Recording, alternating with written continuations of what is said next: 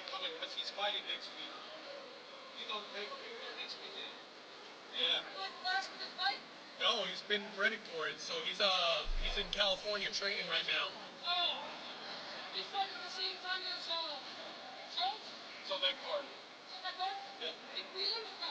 Yeah.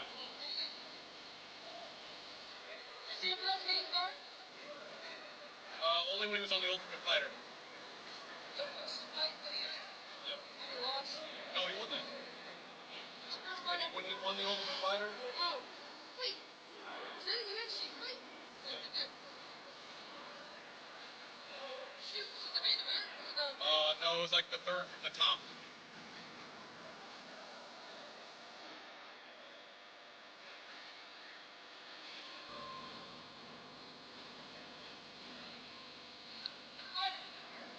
No.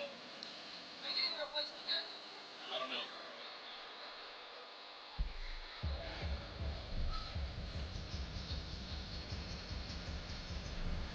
Oh, I know. He's fighting Kim. Oh, no. He's fighting Alberto Montez.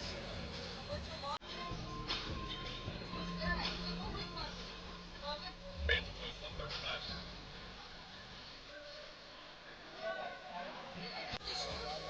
Pretty sure. What about yourselves?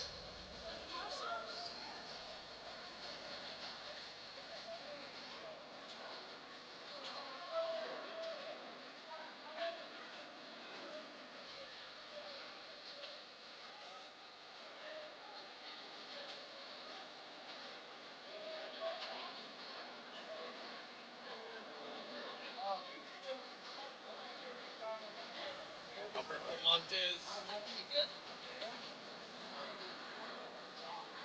11-1.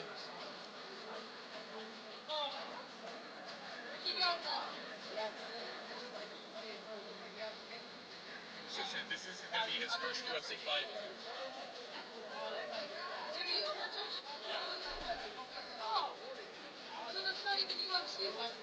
Yeah, that's just the main events.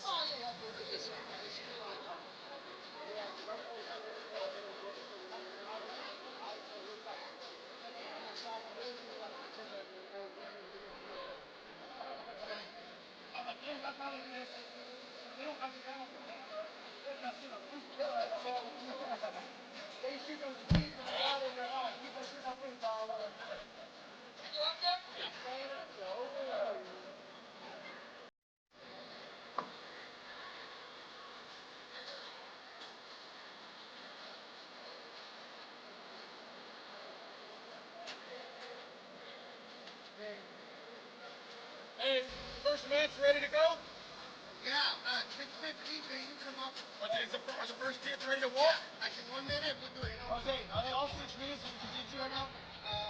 Kids, nice.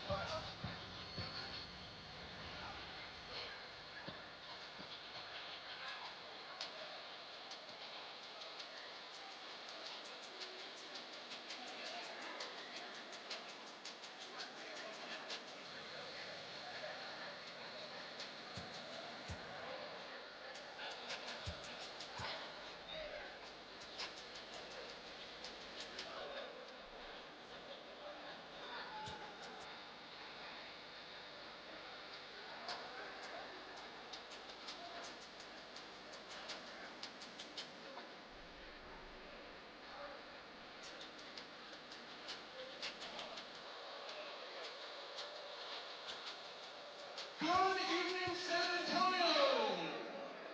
Thank you guys for coming out to Elevate FC. We have a great night of fights lined up for you. Before we get into that, we've got some great young grapplers who are going to take the stage. Please welcome first, representing the blue corner, Daniel Flores.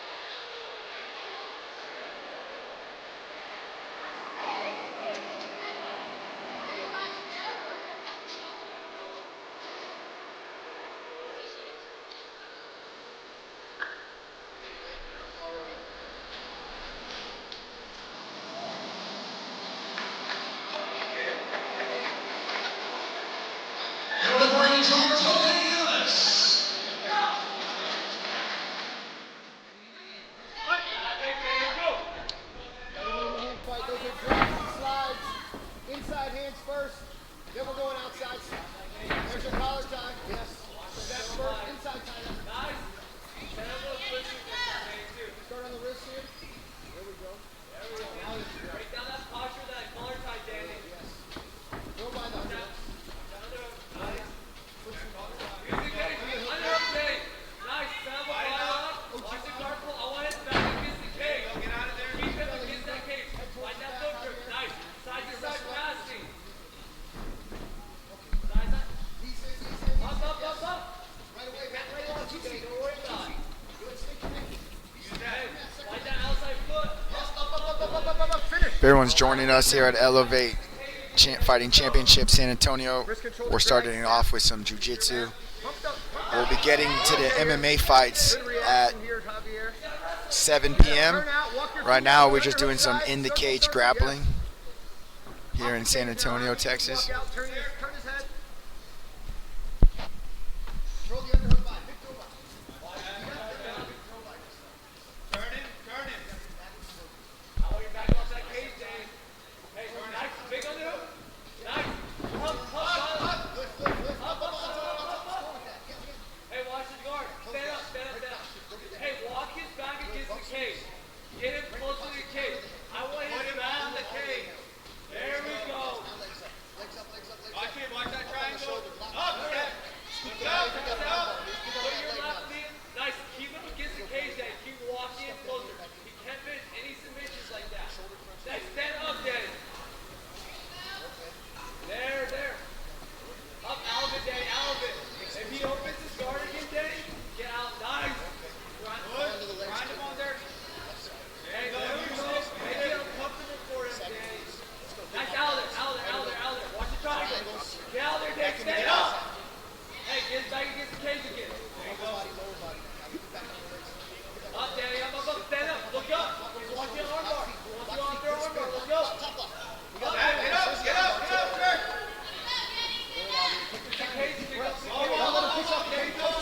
Post your hand. Nice, get in his arm. Clear his Nice. head. Knees in. Get up. Let's go. X guard. Switch into X. Like that outside foot. Don't worry about Good chip. outside. Up. Up, Dave. Let's go. Clear game. Far side arm bar. Keep him on his side, Javi. Expose his back. Pull him to you. Go for that reverse triangle, Head kid. down. Head all the way down. Hey, go hug. Walk it up. Nice, good. Forehead heavy. There it is, Javier. Shoulders in back, Dave. Turn into him. Good step on that elbow. Hey, it's under the chin. You're okay. Relax.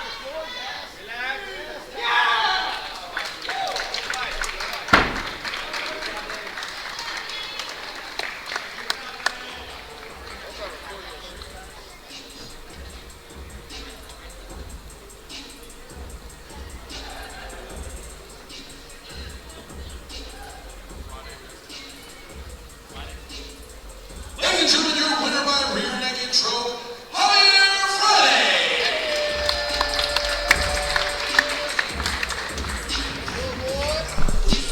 Great submission victory there. The way he took the back to get that rear naked choke was truly beautiful. Great job, great victory, great way to start the card here at Elevate Fighting Championship.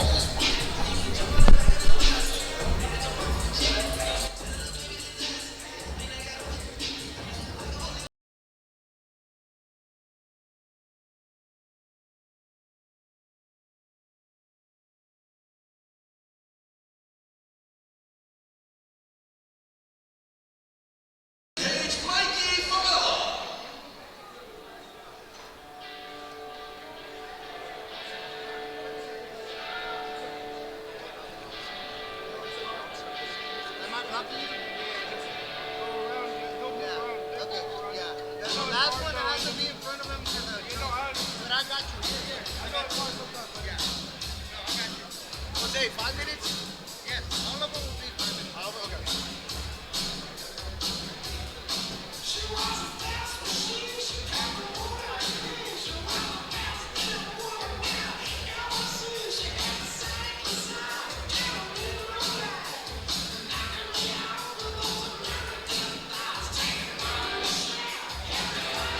Please welcome his opponent, Mason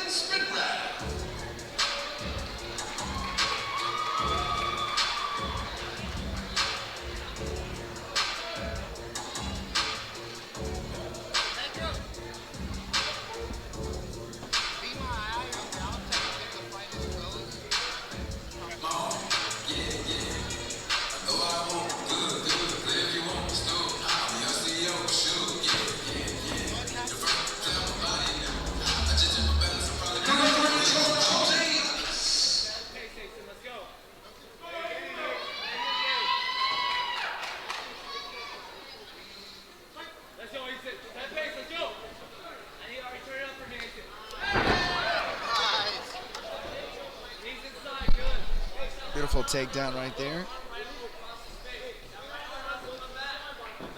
Sweet little rash guard fight kit too. I like the green camo one.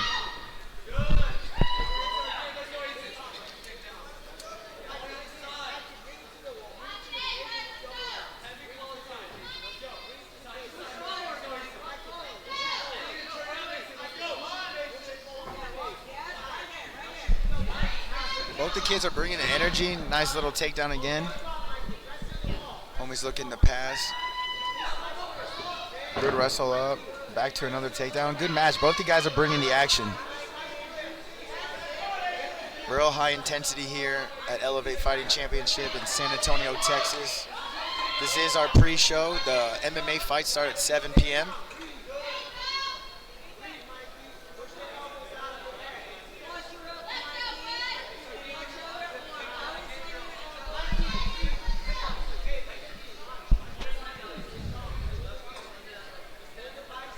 Hope everyone's enjoying the stream, brought to you guys by Combat Sports Coverage.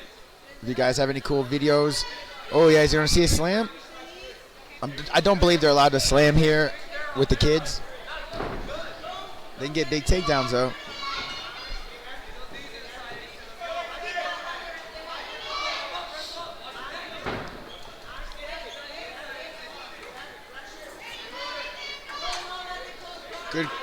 Good pass. Getting inside control. Oh, I'm sorry. Half guard.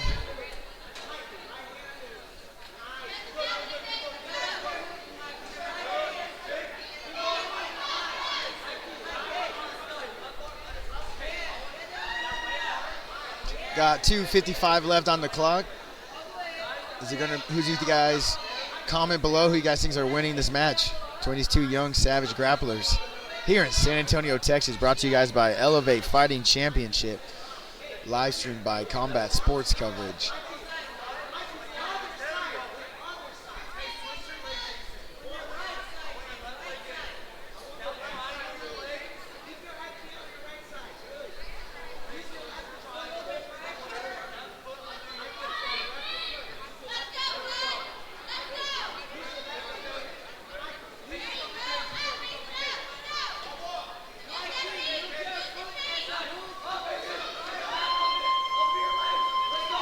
Nice.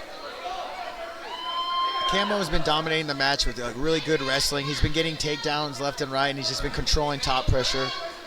Good pass again. Now he landed in side control. Yep. Good pass, getting north-south. I would have stayed in side control.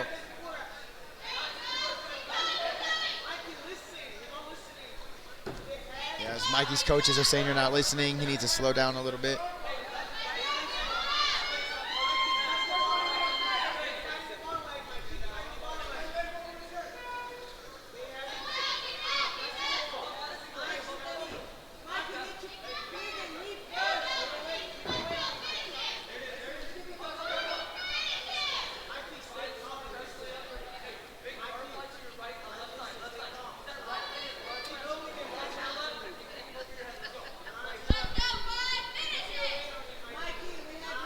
Everyone's telling Mikey. The crowd seems to be more going crazy for Mikey. 1 minute remains. Short time. Justin, darken your camera up just a little bit.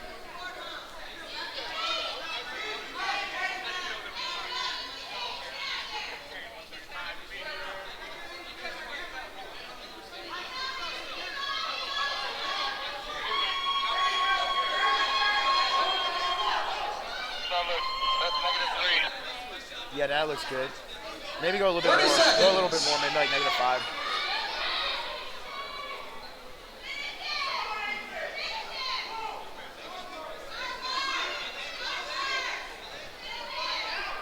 Short time right here. Who's going to take it? 10 seconds here on the clock.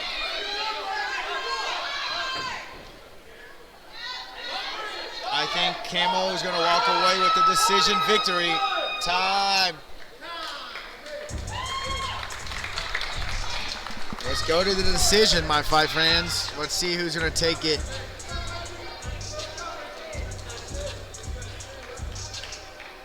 It's going to go down to a ref's decision.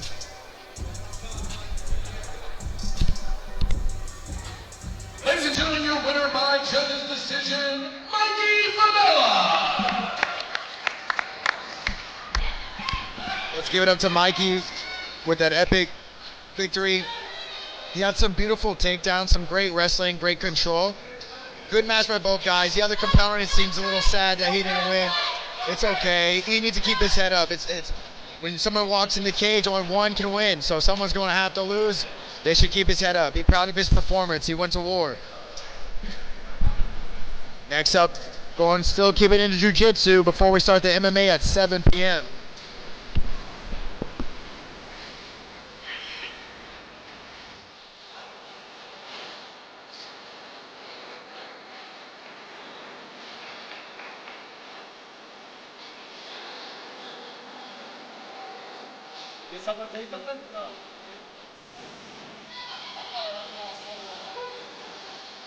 Please welcome to the mat, Nevaeh Garcia.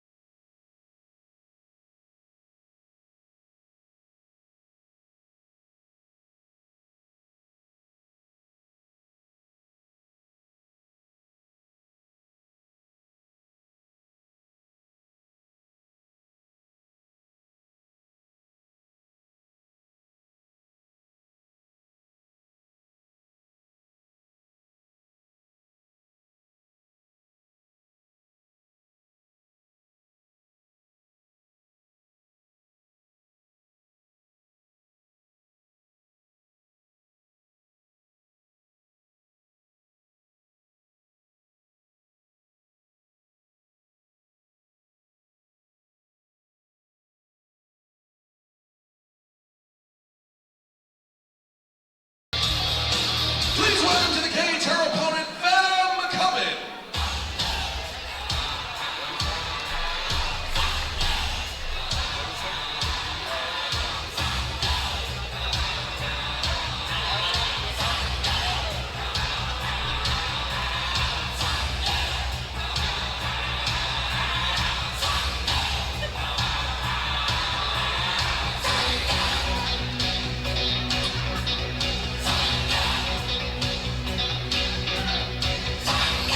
Your referee in charge, Jose Yanez.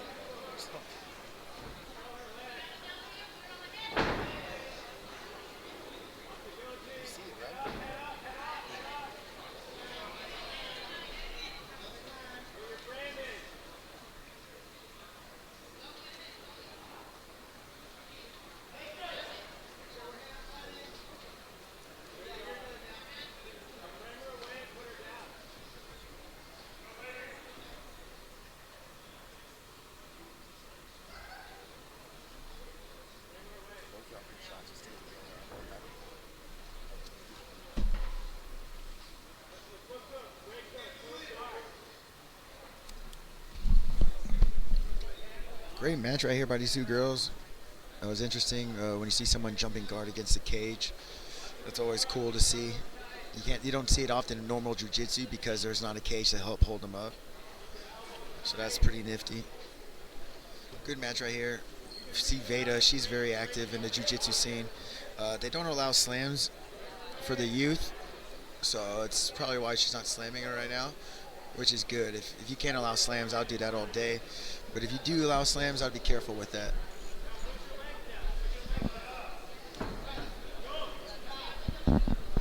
You see Veda on top, training out of 10th Planet San Antonio. We don't have a sheet list in front of us, but the other girl's training out of Unity. So battle two good San Antonio gyms right here. I hope everyone's enjoying the stream, brought to you guys by Combat Sports Coverage. here going down for Elevate Fighting Championship in San Antonio, Texas at the Shriner. 7 p.m. we got the MMA fights. Right now we're just getting some cage jiu-jitsu in.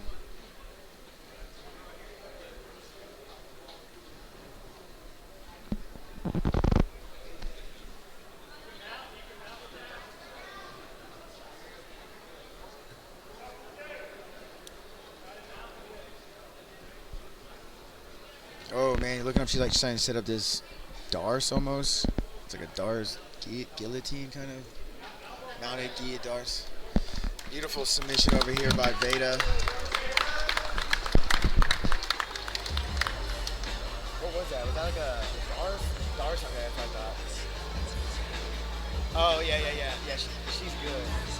Oh, that makes sense, yeah. She's been on the card for a couple. Ladies and gentlemen, your winner by Dars choke, Veda McCoveney.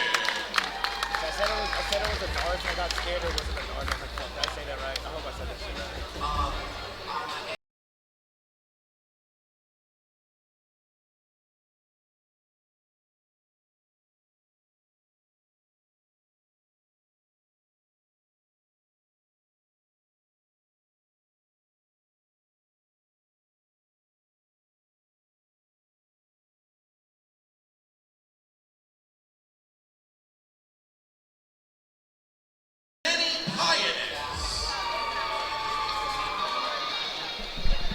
This is going to be the Youth Elevate Title Championship right here. First up, we see Manny Paez, training out of Celestial Jiu-Jitsu here in San Antonio, Texas.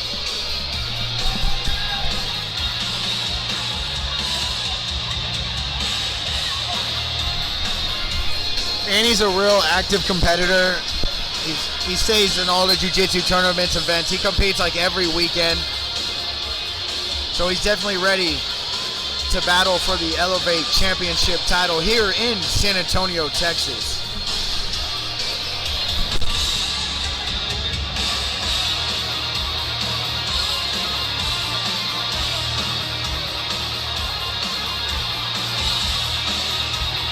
Please welcome to the cage his opponent, Sterling Ford.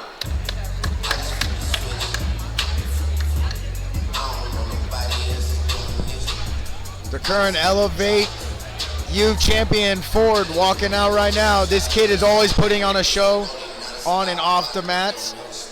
He's a true showman. He knows how to work the crowd. He also is a great grappler. This is definitely going to be one match you do not want to miss.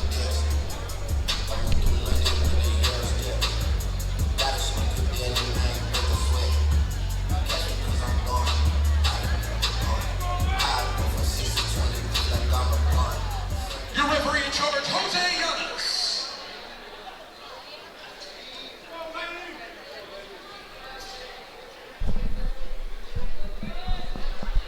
It's going to be a good little matchup right here for the Elevate Youth Championship. Forbes with the blast double, but Manny jumping with this ghillie. Oh, and he escaped. That was a good shot to a good attack. Now Manny's attacking the Kimura. Manny's on all gas tonight, dude. Hit that guillotine, now he's going straight to the Kimura. Forbes is doing good though, he's holding his leg. If I was Manny, I would try to use it for a sweep instead of trying to get the submission. He lets go of it, now he's going back to the guillotine. Forbes is defending well, controlling the wrist. No slams here in the youth. Great match right here by these two young guys.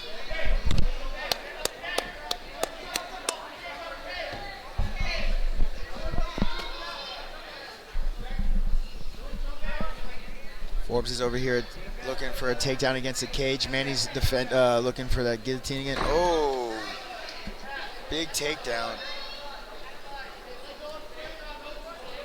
I like to call him Khabib. He's trying to Khabib him. Good pass. Manny's fighting hard, turning into him. Manny with the sweep. Manny with the back take. He's still sort of, but Forbes is probably going to recontain it. We see Forbes on top now, trying to shake him off. Manny, though, attacking the Kimura.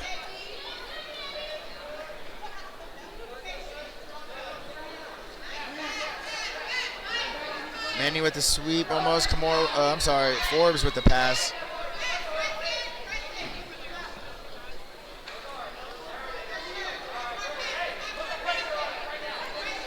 We got 2:45 left on the clock. We see Forbes' mom in the corner cheering on her son.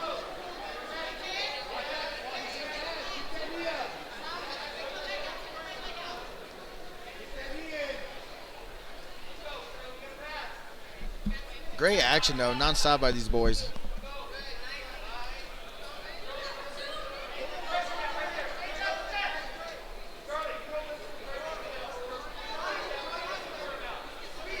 Manny gonna look for the bump, yep. Oh, man. Good mat return, though, by Forbes on that.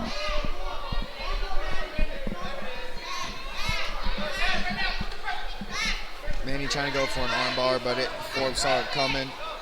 He used it to pass.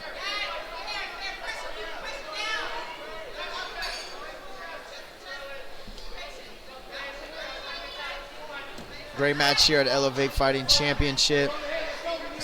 We're here in San Antonio. We'll be back in Houston, Texas next Friday with a banger MMA card, March 6th.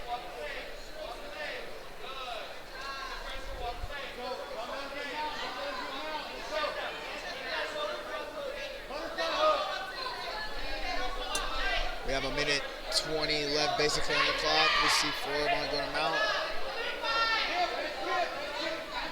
It's a close match. It could be, man. It could come down to this last minute, to be honest. If we don't see a submission, both boys have had dominant moments. Manny, I feel like, has been tacking a little bit more submissions, while Forbes been hitting a little bit more wrestling and control. 1 minute remains. Forbes now attacking his own Kimura.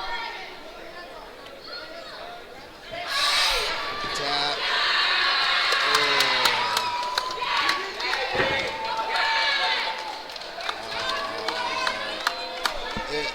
Manny maybe didn't tap, but that was a deep Kimura.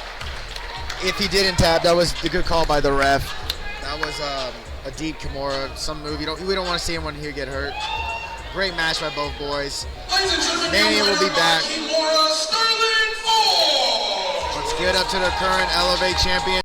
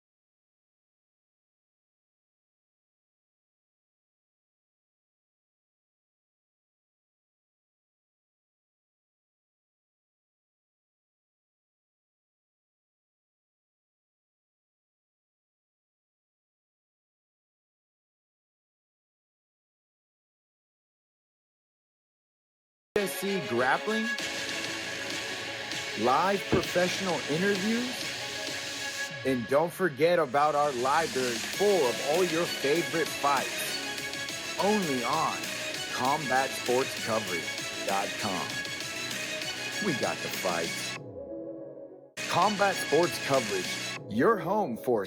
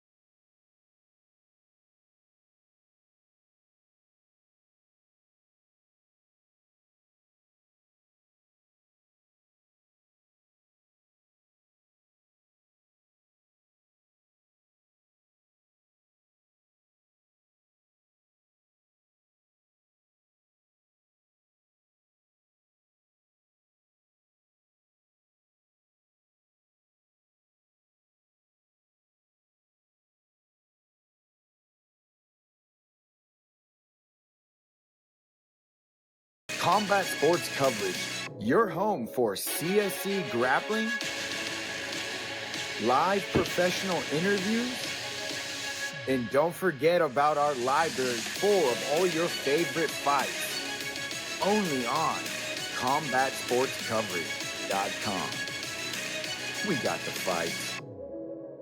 Combat Sports Coverage, your home for CSC grappling, live professional interviews, and don't forget about our library full of all your favorite fights.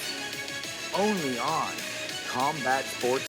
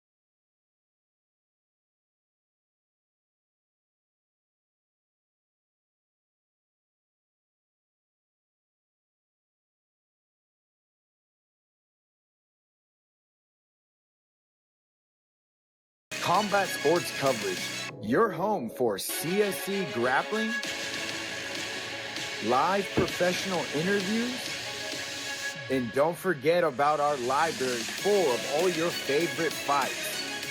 Only on CombatSportsCoverage.com. We got the fights.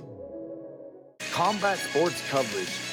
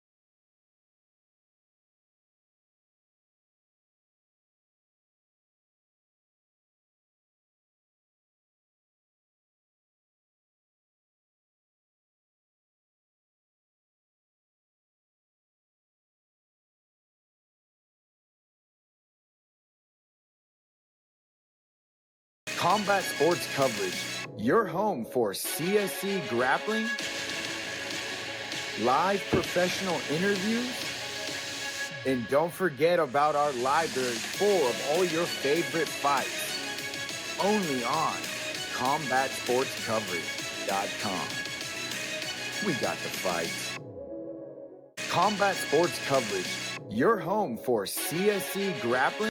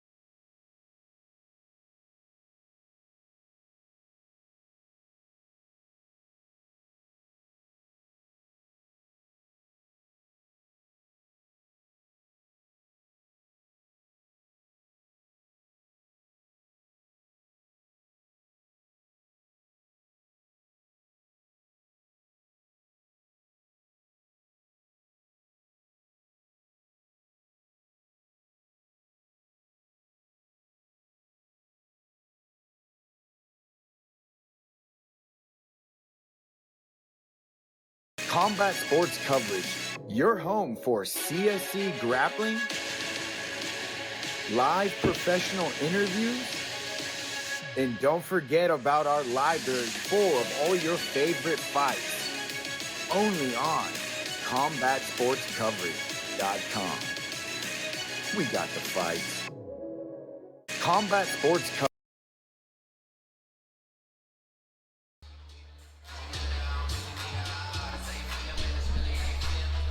We'll be starting soon, fight fans. We're just on intermission.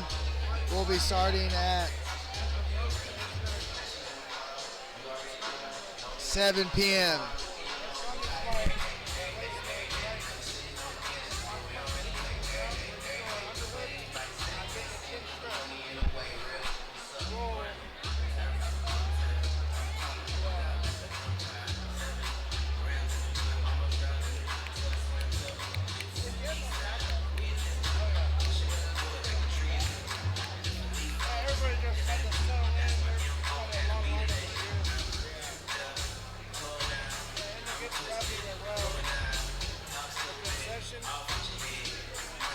All right, San Antonio, we ready to get started?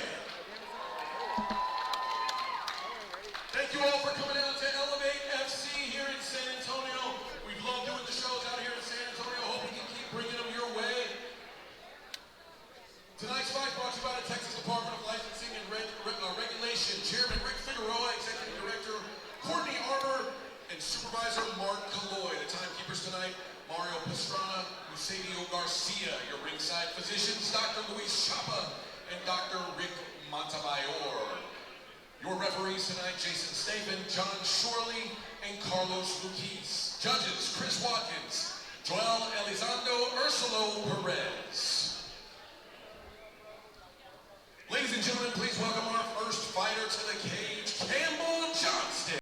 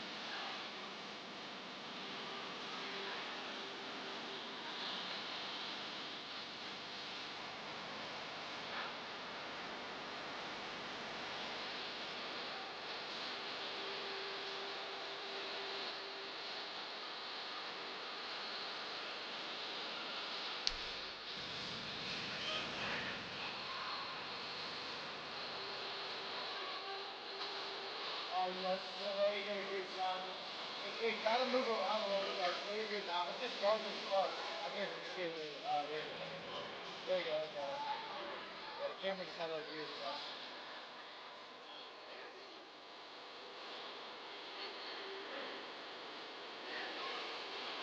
Yeah, there you go. I know.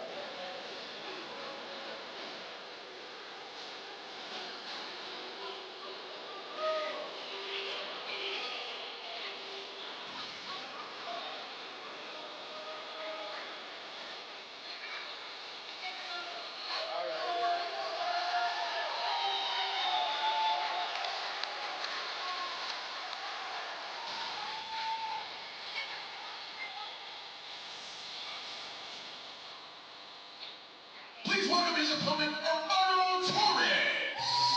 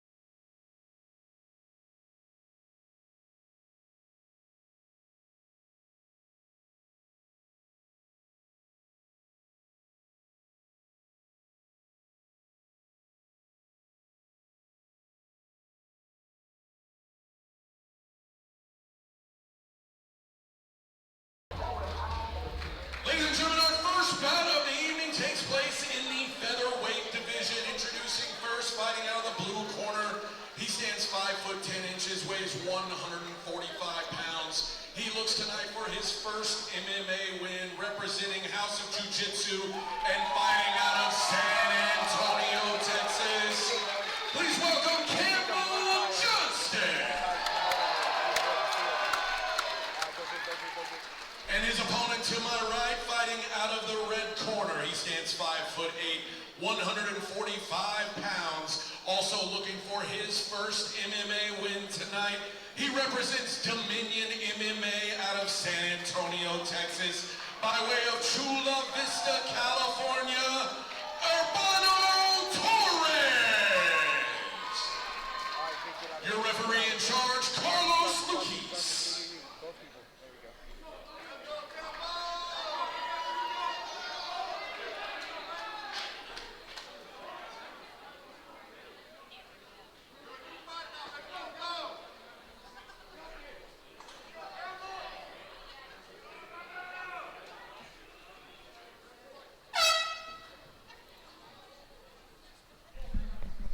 Round one is on the way, fight fans. Ooh, beautiful head kick by Johnson.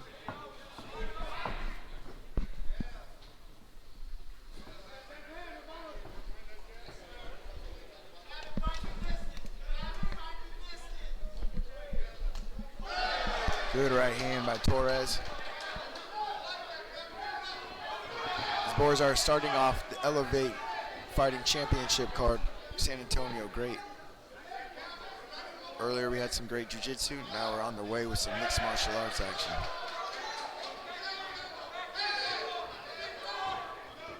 Good exchanges by both men.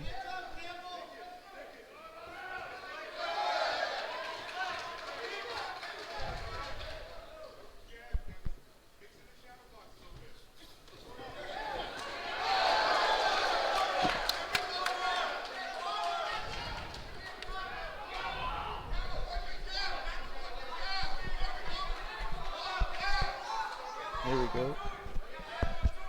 Good check.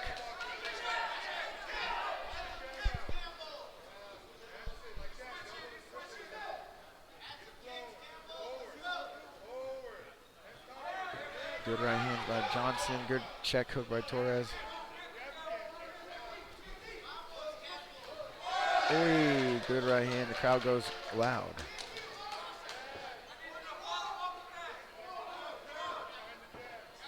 We are here at San Antonio at the Shriner. Oh, beautiful right hand by Torres, dropping Johnson. Torres now is on the head looking for the guillotine or Darce. I would like to see I'd like to see Johnson land some punches in this position. Oh, nice, he's trying to shove to take the back. Torres stands up, good breakaway knee by Johnson. 50 seconds here left in the first round. Ooh, good body kick. These boys are swinging. Johnson, I like his blitzing combos when he comes at you. He comes at you with a good mean 1-2, 1-2, straight down the pipe. Now we got some cage fighting. Let's see what happens here. Both guys are trading the knees. Nice, good feints. Oh, huge right hand by Johnson. Johnson following it up with a beautiful combo. He might end it here.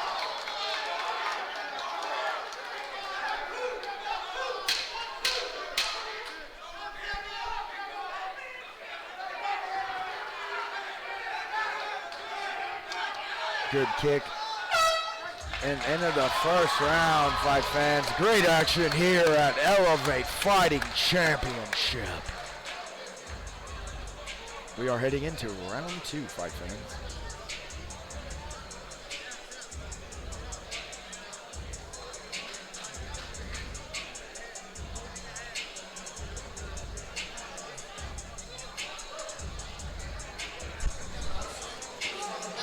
Yeah, try to get me something. But this is pretty good. Okay, I see you. I'm switching on now. Great first round. I would have to say probably Johnson took it. He dropped his opponent. He landed some mean shots. But it was definitely a good action-packed first round by both competitors. Great way to start the show here at Elevate Fighting Championship, San Antonio. All right, fight fans, we're getting ready to head into the second round.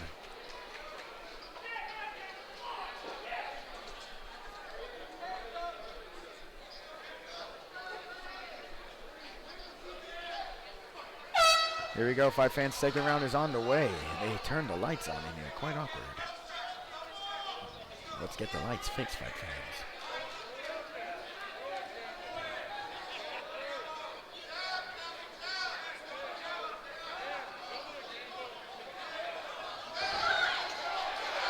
Good punches, good exchange.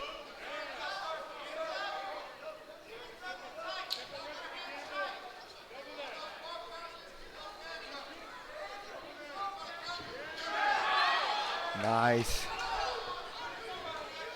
Good kick. Oh, Torres is leaking. He has blood all over his face and body. Good left hook, right hand by Johnson. Johnson's following it up.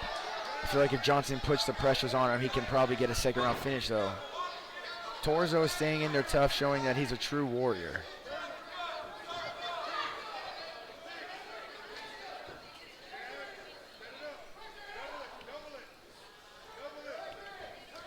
Good right hand. Oh, like I was saying earlier, when Johnson bites down on his mouthpiece and throws, he throws and lands.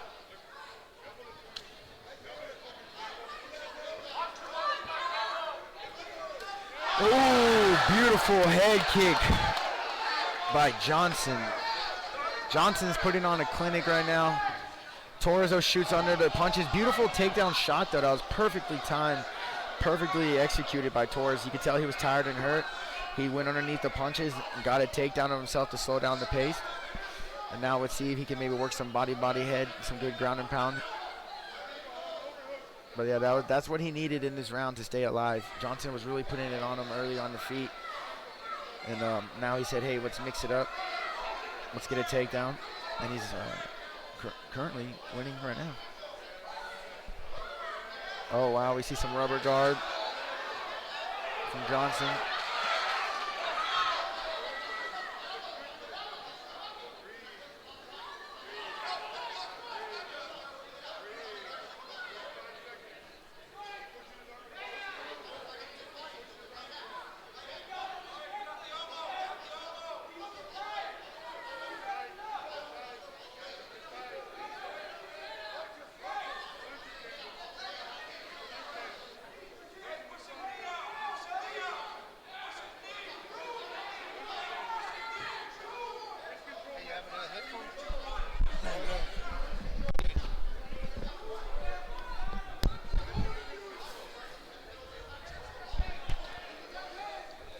All right, so we see Urbano right now on top, trying to land some ground and pound, as Campe on the bottom is working some form of knee shield guard, create some space. That's the end of the second round.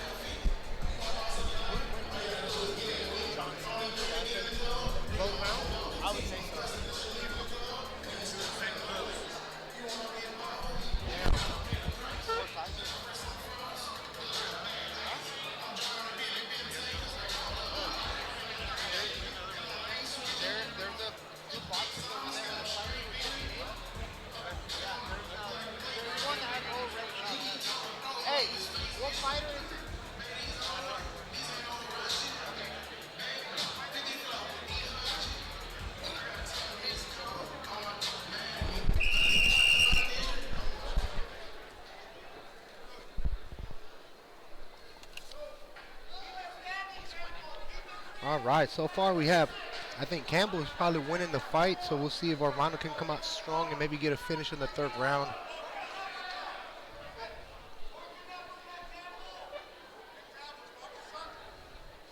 And we're on the way on the last round of this fight, first fight of the night here at Elevate FC in San Antonio, Texas. Campbell comes out strong with a nice cross.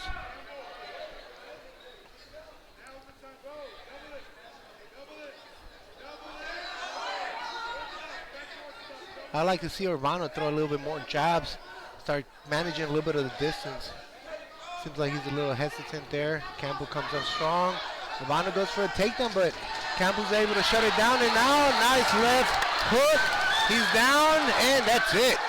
TKO for Campbell Johnson in the third round.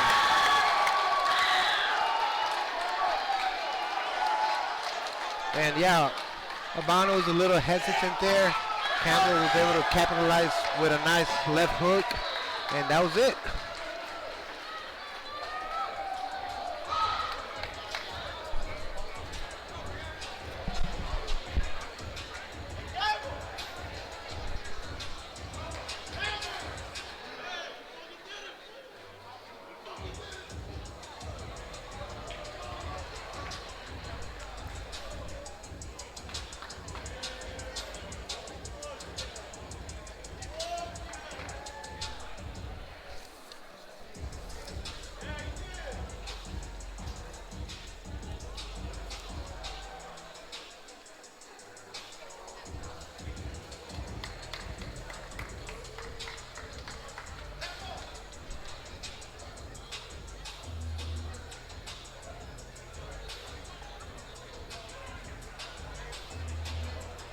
Strong performance for Campbell out of Hausa Jiu-Jitsu. Urbano will have to regroup, come back strong. As this is an amateur, so there's still a lot of improvements ahead of this, guys. A long road before they make it out to the pro level.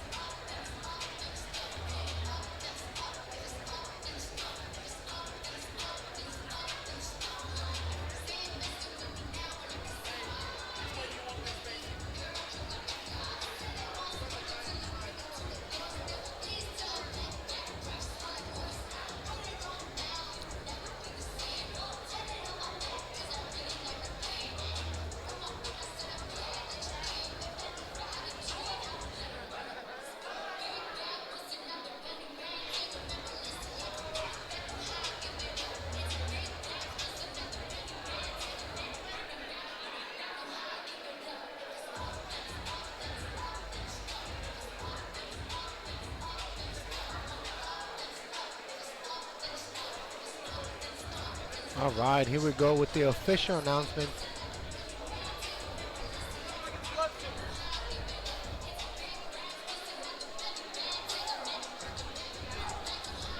Ladies and gentlemen, let's hear it for your winner at 36 seconds of round number 3. Your winner by TKO, Campbell Johnson.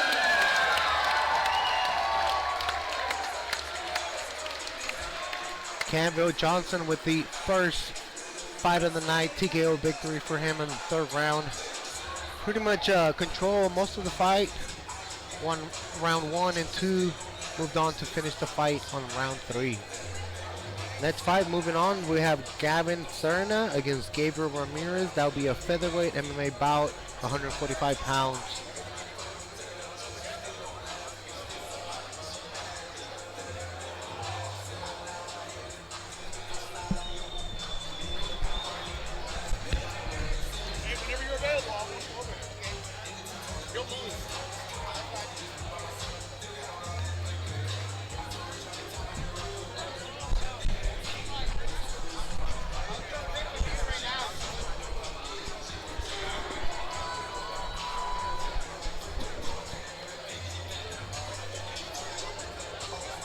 First fight in the books, guys. TKO win. Oh, that was lukewarm. We've been drinking, having a good time. San Antonio, Texas. Hey, let me go check the blood. Much better, much better. Ladies and gentlemen, let's keep these fights going along. Please help me welcome to the cage, representing Urban Jiu-Jitsu, Metal MMA, and Limitless MMA, Gavin Serna.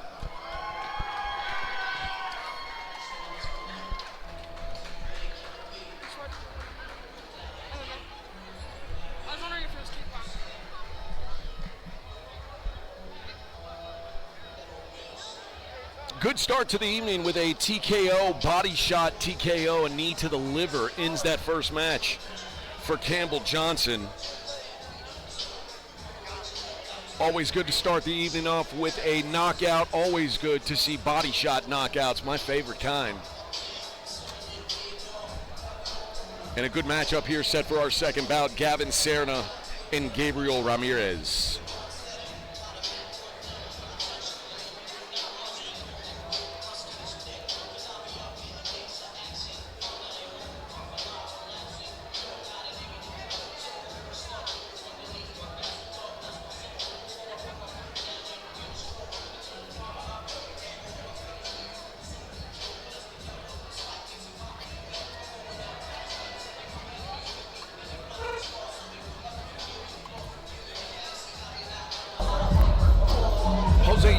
The matchmaker for Elevate FC and Elevate Submission Series, hopping on with us here.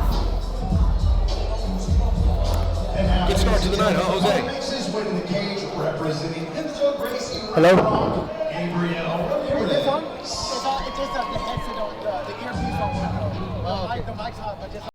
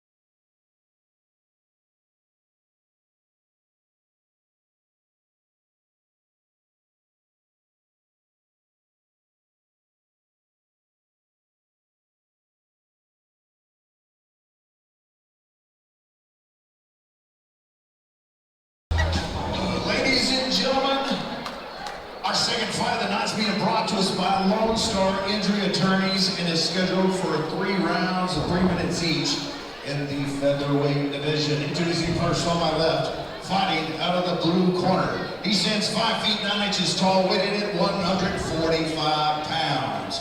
Making his debut this evening and fighting out of San Antonio, Texas, Kevin Slightly Pasarela.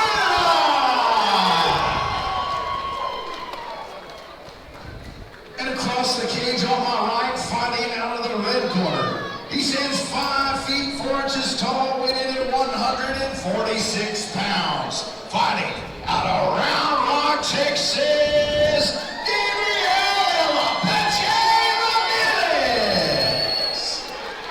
referee in charge of the action, Jay Staffen. Jay Staffen, our third man in the cage as we get underway here. Bout number 2, Elevate San Antonio.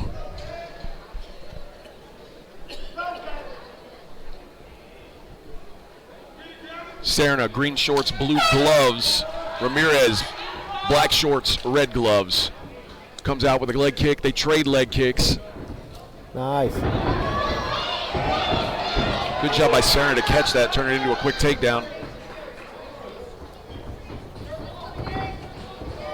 Gabriel going straight for the takedown there. I like to see the head up a little bit more on the chest, putting pressure with the single. Now he's able to get that tap on the knee. Got that low center of gravity. Ramirez, the much shorter fighter here.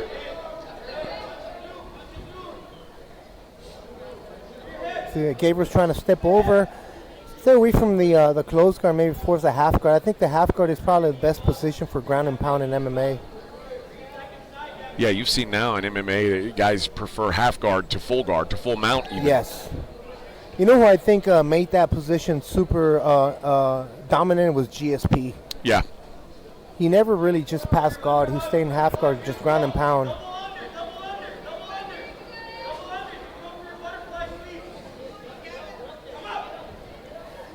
Like in order to be able to create a little more ground and pound, Gabriel would like to put his opponent's shoulders against the mat and pin him down a little bit.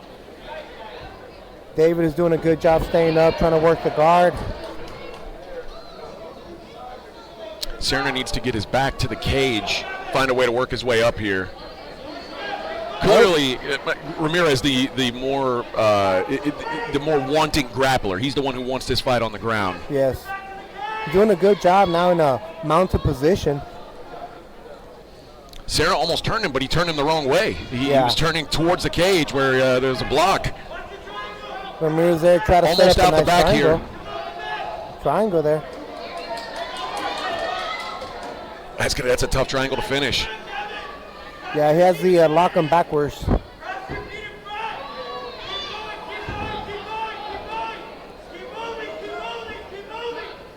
Serna's head pops out. I thought he would try to get up immediately, but he looks to recover guard.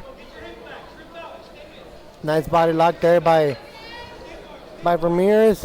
This isn't the worst thing for Ramirez either. Even though he loses the triangle, he's in the center of the cage, which is a lot better place than he was earlier. Yeah.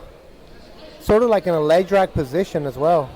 Not really a full guard or a half guard. Into side control here.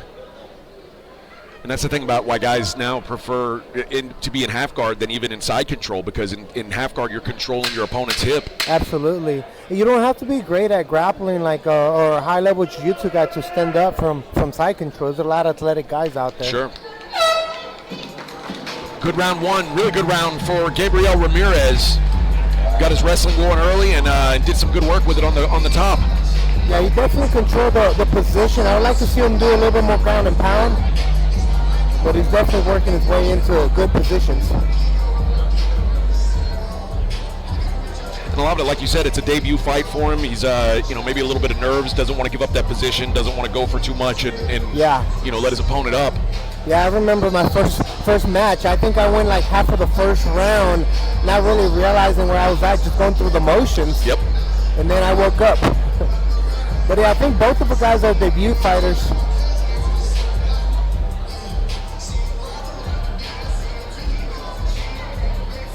How long did your first fight last? Excuse me? How long did your first fight last? TKO second round. Yep. I got my nerves out the first round. Do you remember what was said to you in the corner after round one? Like, or was it just a blur? I don't remember now, but for me, first half of the first round was a blur. That's how I felt too. Yeah. This is why it's important for these guys to get as many fights in the amateur level before making it to the pro. Get this experience in. Yes, absolutely. Low kick. Jay Staffen stops it for a moment. Ramirez tries to keep going, but he's ready to keep rolling.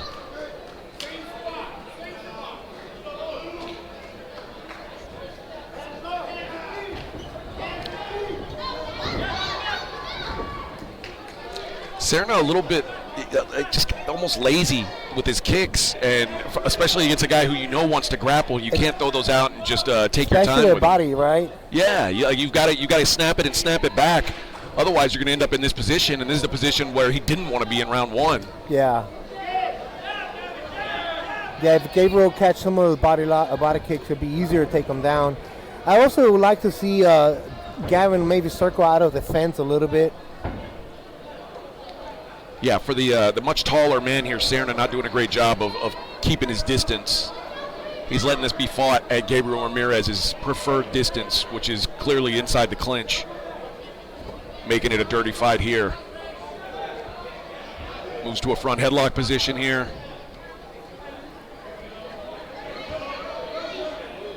Oh, good shot to the body. Yeah.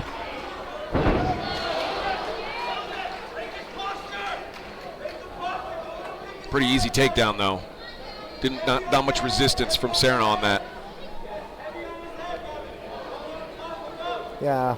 So this is where, Gabriel has a great chance just to pin him against the fence with his head, but he's allowing Gavin to sit up and have a good posture,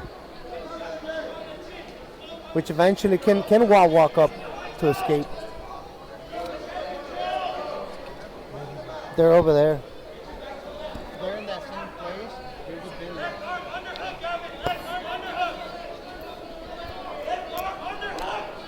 Hard to win fights from the bottom anymore in MMA. Serna needs to work to get up.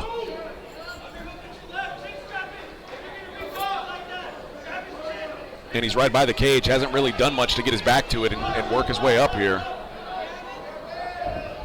Oh, crucifix. That's a good position to hit him with the left hand for Gabriel.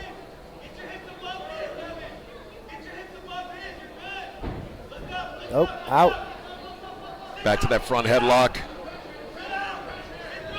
Rolls through. Oh.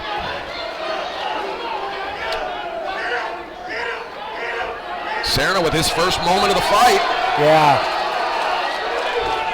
Gavin's doing a good job of trying to create some punishment from the top. But that's the problem. It happens a little too late in the round. I mean, what do you think about this fight, though? I feel like Gabriel got the takedown, but didn't create a lot of damage. I agree. I think the submission attempts, though, is going to be enough to get him round two as well. So I think we've got a 2-0 fight going into the third round. I think Serna's going to need a finish. Okay. But that's got to give him a little bit of confidence. Yeah, I think if Serna's able to keep it up, create some distance, I think his striking is showing to be a little bit more well-rounded. But if Gabriel's able to close the distance, definitely going to be another same story.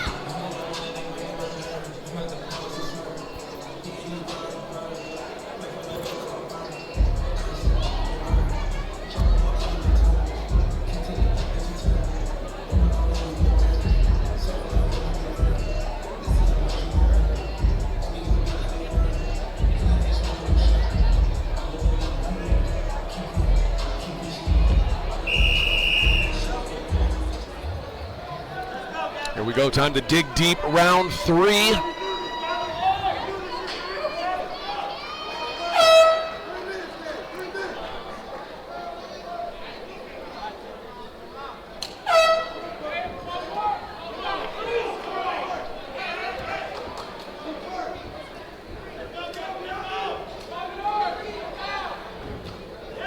Oh, Serna lands a high kick.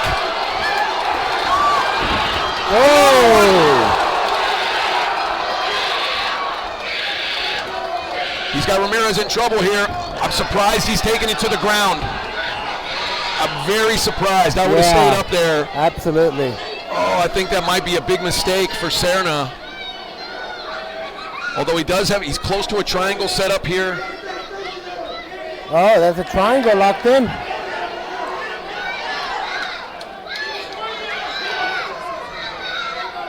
And that's pretty tight. Just right there. tightens it up, yep. Needs to get the arm around a little bit across the face to get the choke.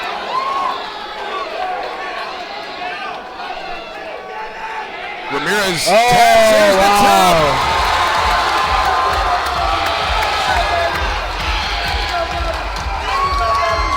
Comeback win for Gavin Slim Reaper Serna. Down 2 rounds to none, comes all the way back, gets the submission in round 3. Right when we thought it was a wrong idea of taking it to the ground, he was able to get the ground and pound from the bottom in that triangle. Yeah, he did do a good job of that. Made him uncomfortable. And I think Ramirez maybe gassed out. And like he didn't do a good job of posturing up there. He just kind of let himself be flattened out. Yeah. And really, I mean, once you give up that that posture, it's hard to get out of that position. Good win for Gavin Serna. Reminded me a lot of Chael Sonnen and Anderson Silva. Yes. The Hail Mary, Anderson Silva. Sonnen was just dominating the whole fight, and Silva comes back and wins a triangle ground and pound from the bottom. If you ask Chael Sonnen, he never tapped. Yes.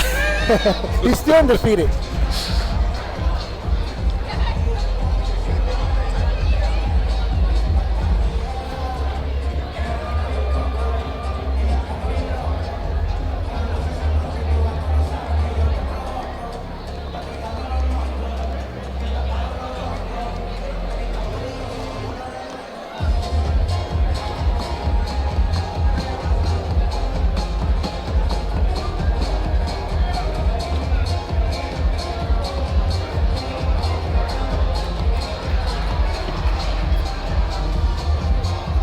Let's go to Colin Cantrell to make it official. The end comes at 59 seconds in round number 3. Winner by triangle choke, Gavin Slim Reaper Serna.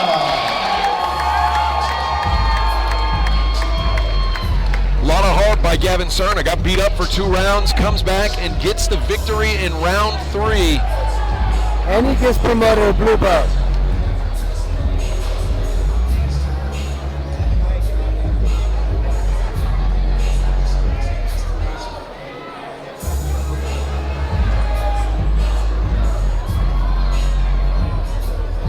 Folks out there, I would recommend you get a blue belt before you have an MMA fight. Just throwing that out there.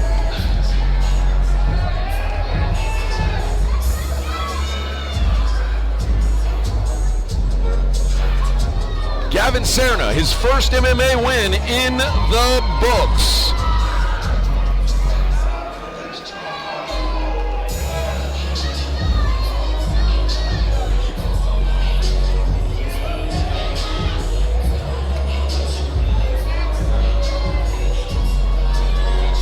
Two fights down, 10 fights to go. Let's keep it rolling. Mr. Colin Cantrell.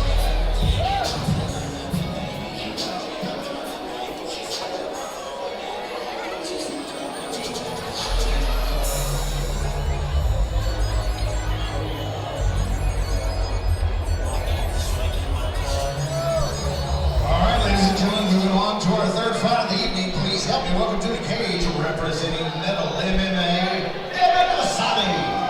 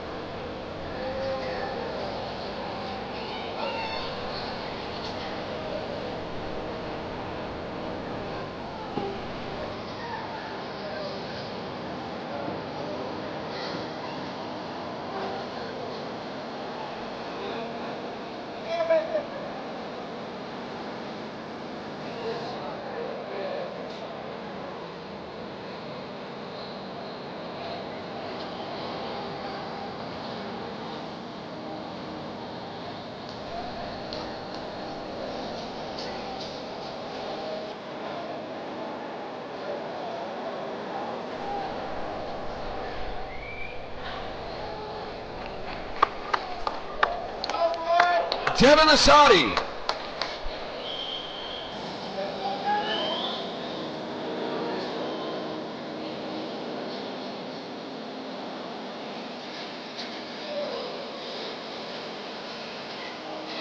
And now, ladies and gentlemen, his opponent makes his way to the cage, representing Dino MMA, Cesar Mancias.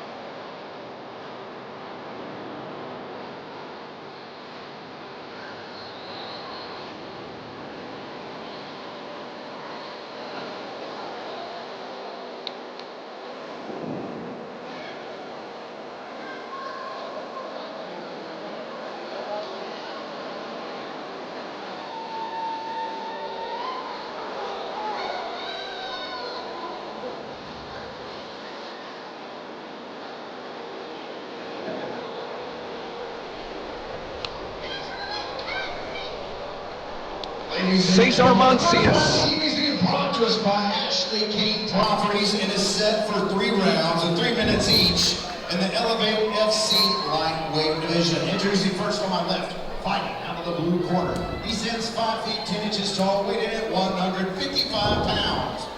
Born and bred right here in San Antonio, Texas. Give it up for Devin Asadi. And across the cage on my right, fighting out of the red corner. He stands 5 feet 7 inches tall, weighing at 155 pounds. Also making his debut this evening, born in Brownsville, Texas, now calling San Marcos his own, Cesar Mancias. Referee in charge of the action, John Shorley. John Shorley, our third man in the ring. Mancias and Asadi.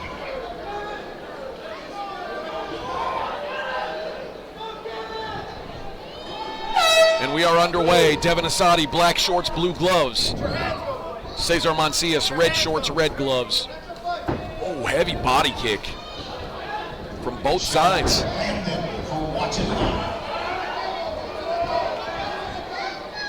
Man, both guys starting strong. Trying to work an arm in guillotine or just control his posture. I can't really tell. Might want to get an underhook here.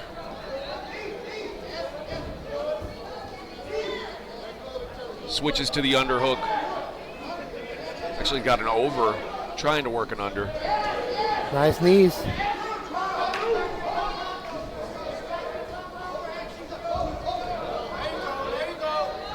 Whoa. Man, these are some big body kicks.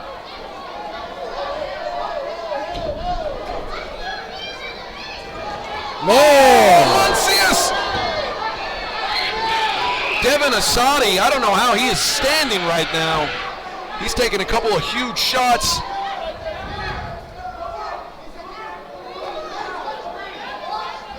Trying to control those hands.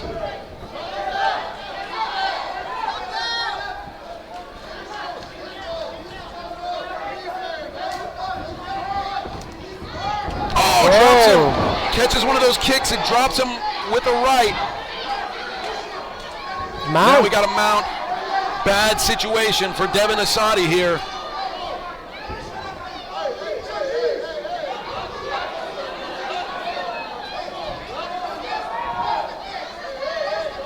Yeah, is that? It's a scary thing here because you try to escape out the back, but if you don't make it all the way, your face is just exposed there to take a beating. He's able to cross his feet now. He's okay, but yeah, like you're saying, he's able to get out of that. It's going to be a rough one for him.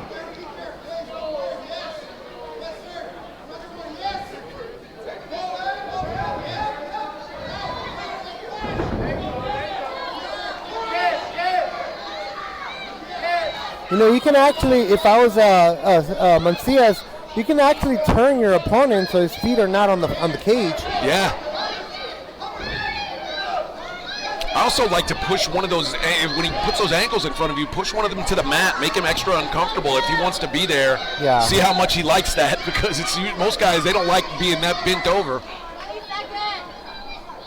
Mancias having a great first round here. You can't ask your debut first round to go much better than this. Yeah, he definitely came out a little bit more aggressive, landed some good solid punches from the standing, and able to dominate on the bottom for sure, on the top for sure. I think Asadi's biggest problem was the kicks he was throwing were too heavy. Yeah. You know, he's trying to go 100% on every shot, and was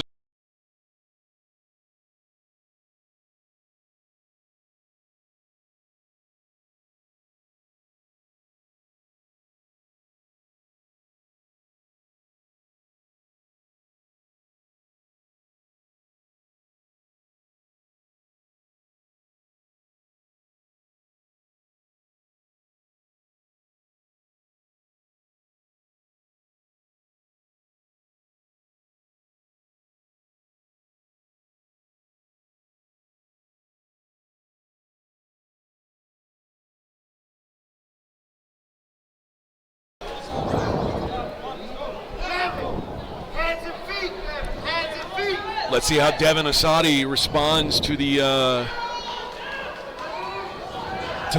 down first round that he had. See if he can get a bounce back here. What his corner told him.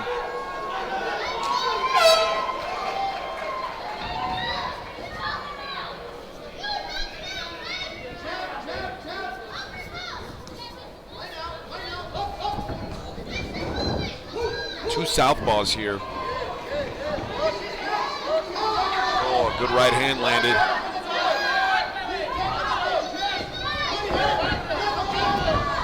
Oh, these are stiff punches landing here by Mancias. I think Mancias has really good base on his feet. Yeah, you can tell that there's a lot of power coming from his legs. Oh, nice left.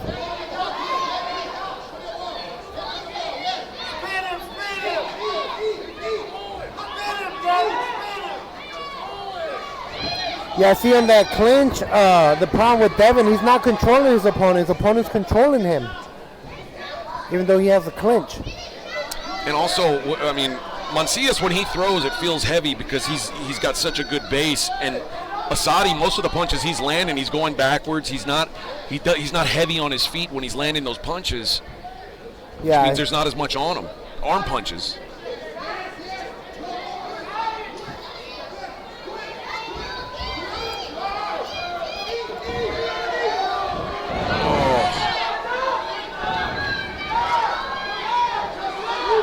Asadi fighting with his hands down a little bit. Got to pick him up. Mancias, he's shown that he can definitely drop him. He has the power.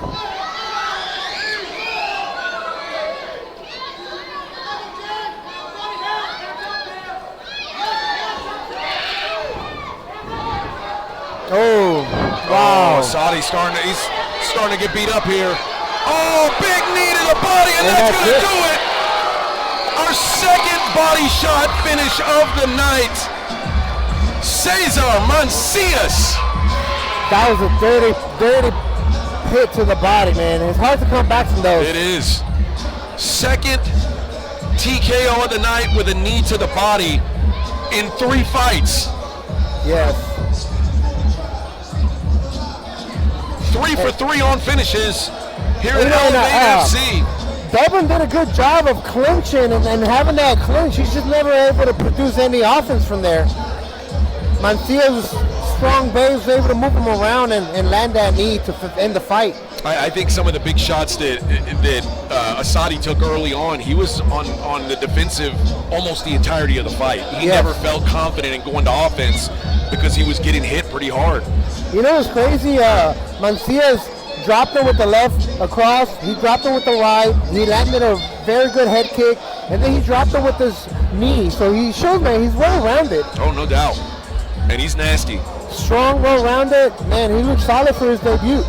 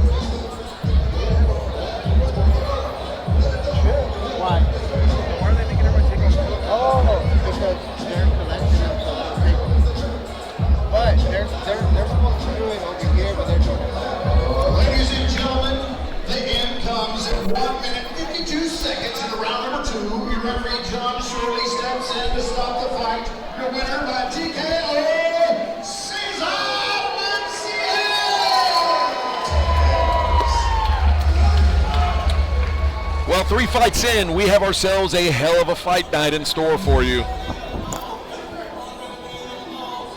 We're going to show off some kickboxing coming up in our next bout.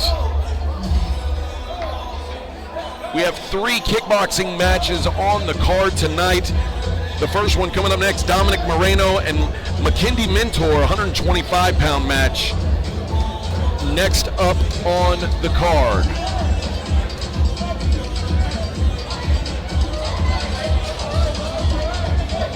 Let the winners get a little celebration in here.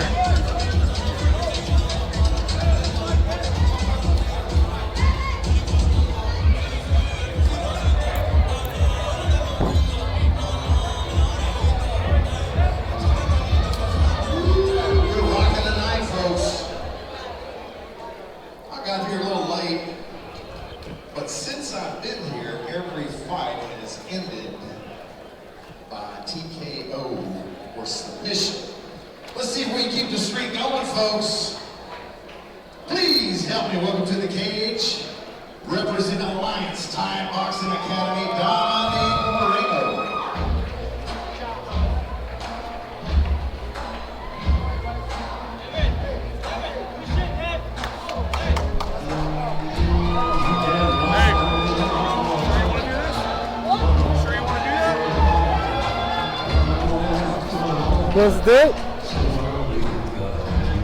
How old are you? 13.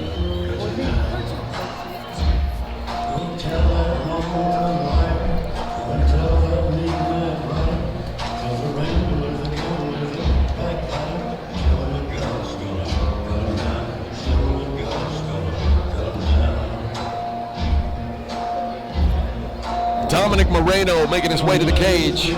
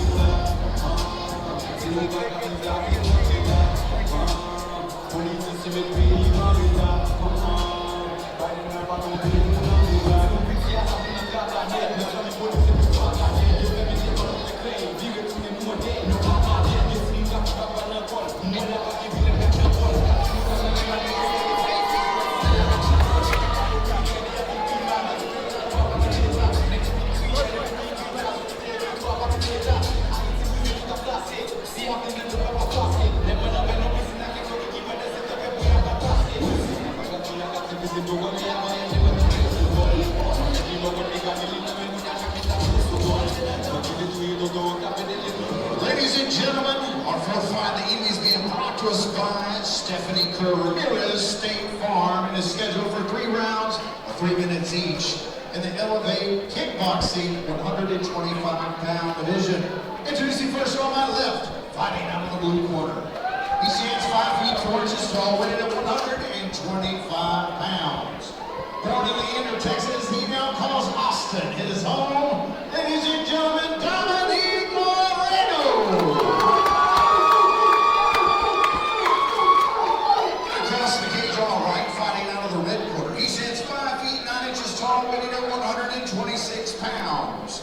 Bringing a record of 2 wins and no losses into the cage and fighting out of San Antonio, Texas, McKinney Mentor. Referee in charge of the action, Carlos Rodriguez. So Mentor's 2-0 is Moreno. Did you hear his record? I did not. Colin didn't announce it. I don't think he's a debut because I feel like I've seen him before. He looks young. He does look very young. Should be a good one here. Moreno and Mentor. They touch him up, and we are underway. Moreno in the blue with blue gloves. Mentor red and blue with red gloves. Guys just biting down and going at it. Yes. No reinforced knees there. Oh.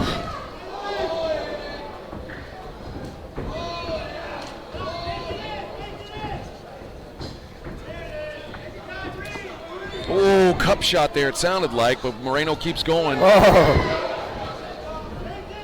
Nice. Moreno with an overhand right, stumbles Mentor. Oh. Gets a takedown, which is not allowed. I think even the ref forgot.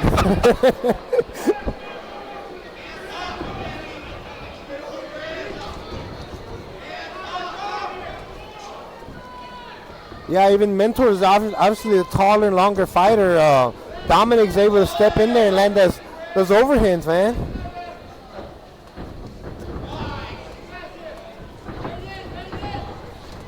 Another big right hand. Mentor fires back this time.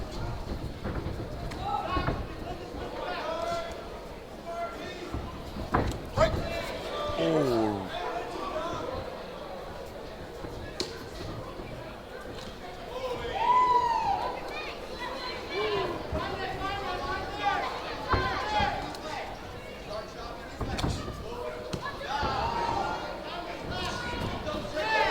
Nice.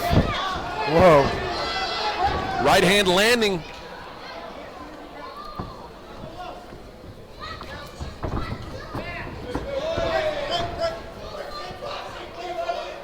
Dominic Moreno, the smaller fighter, really pressing the action here, making Mentor uncomfortable, I think. Yeah, he's bringing his forehead right on his chest, making it difficult for Mentor to use that distance. Well, and I think Mentor is standing a little too tall. Yeah. You know, he's only giving himself one option. And he's not using the T-kick at all. Oh, another big overhand right.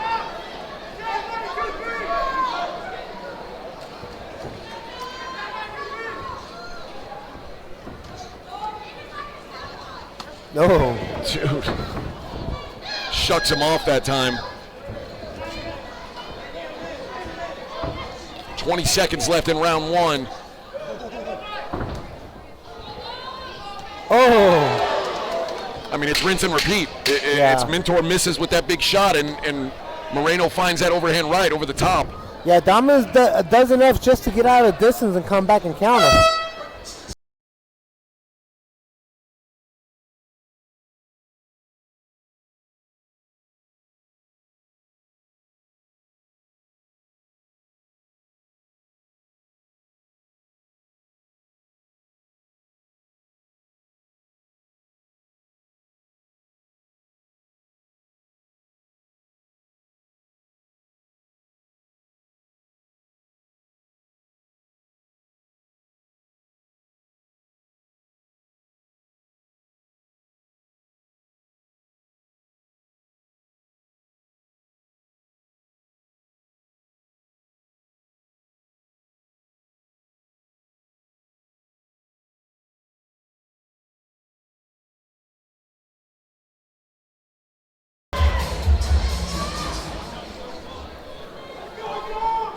Curious to see how McKindy Mentor makes an adjustment here.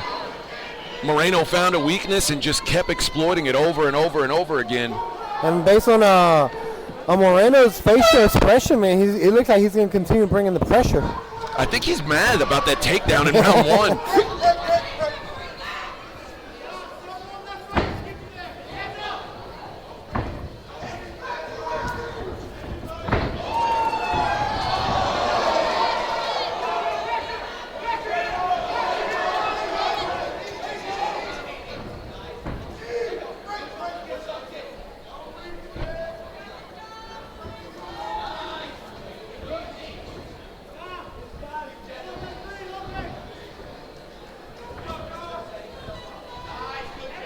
You know, I feel like Mentor is throwing one shot at a time, allowing Moreno to step out and counter. Yeah. I like to see him put in some combinations together. I also think he's been caught a couple times in this one. He might be a little gun shy. Mm-hmm. A little bit better job controlling the. I was gonna say better job controlling the range this round, but then he eats a big overhand right again. Yeah. He's definitely having issues with Dominic's pressure.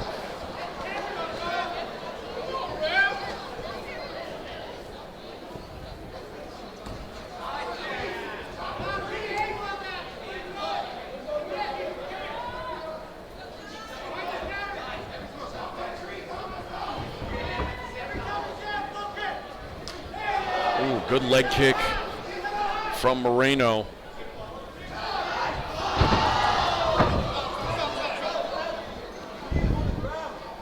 Some intensity in this fight right here. Yeah. Just the right amount. Oh, Moreno misses that time.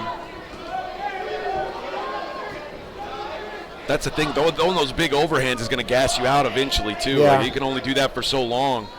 So we're 1 minute left in round number 2 here. Good connection there by Mentor.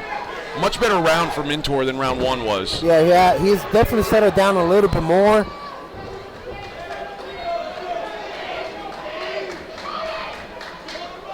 Like I said, just doing a better job controlling his range than he did in round 1. But Moreno's keeping on the gas. Yeah. He's got Mentor backing up. Oh, Mentor double He's takedown. throwing punches on the ground. The referee needs to get this fight under control. What is happening? He took down the fighter and the referee. I know, and then lands a punch on, lands some ground and pound.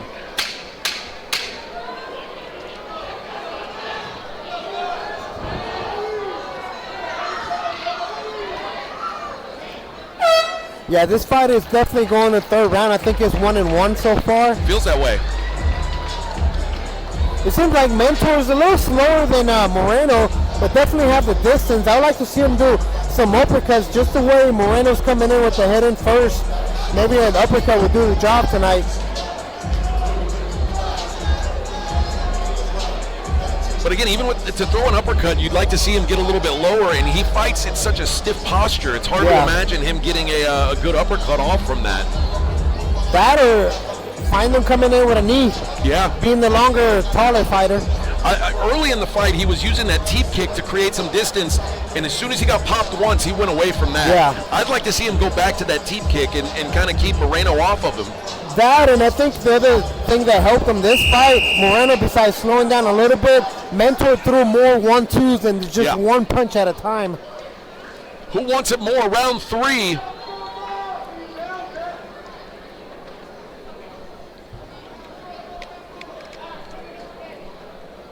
We think it's 1 round apiece.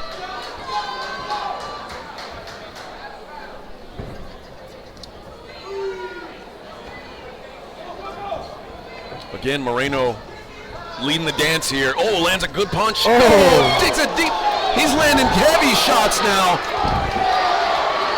Mentor on the run.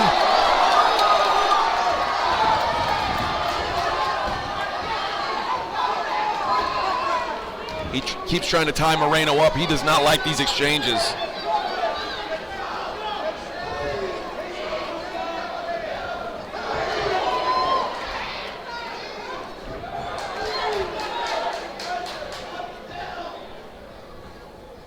Oh, another big right hand.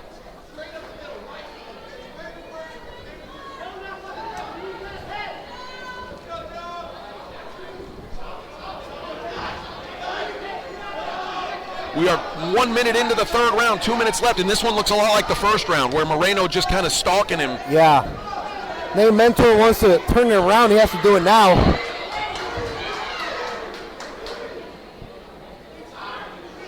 I think Mentor is tired. Moreno just has this look in his eye like he's not going to stop. Yeah, Mentor fighting with his hands down on his waist now.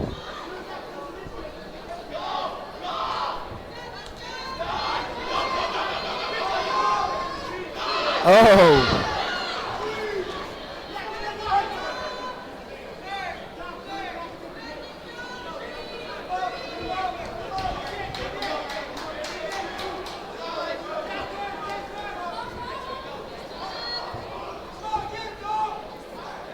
Just over 1 minute left in this fight. Could come down to the last minute here. Moreno slowing down now in round 3 after a hot start to it.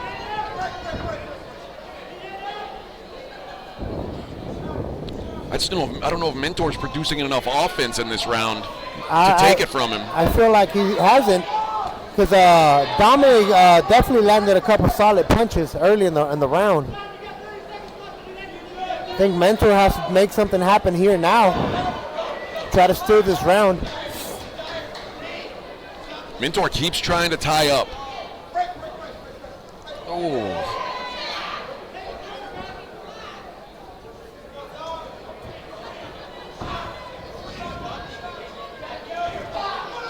Oh, Moreno lands another stiff right there. Oh, another one. Oh. 10 seconds.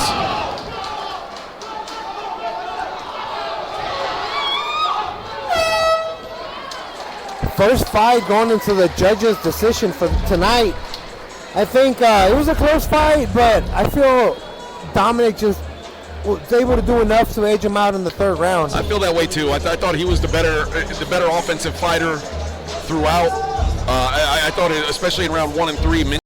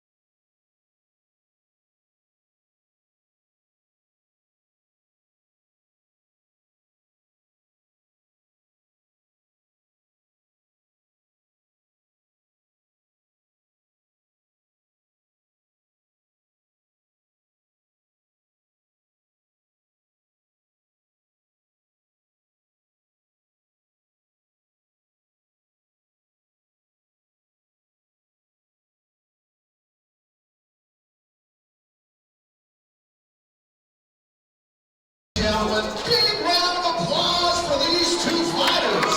That was fun. Here are the judges' scorecards. All three judges score the fight 29-28 for your winner by unanimous decision. Dominique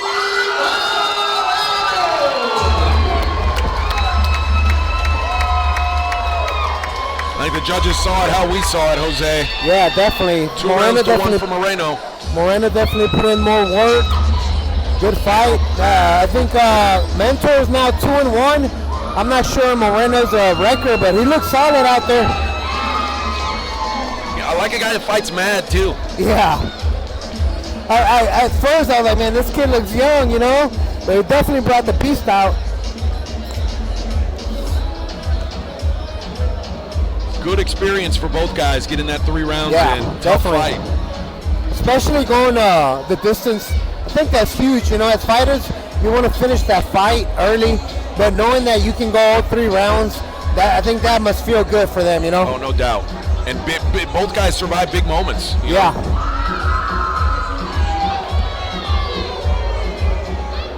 We'll stick with kickboxing here. Fabian Bailey and John Rodriguez, our next bout. We'll go to Colin Cantrell. Please help me welcome to the cage, representing the American Vintage Society, Fabian Bailey.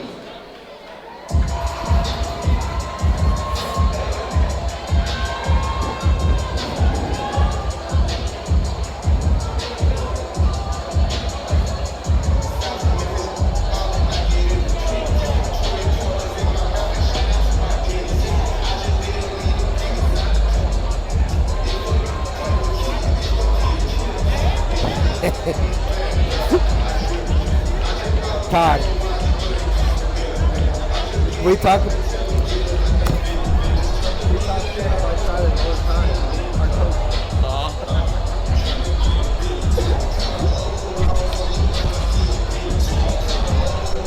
Todd is like one of the weirdest guys I've ever met in my life.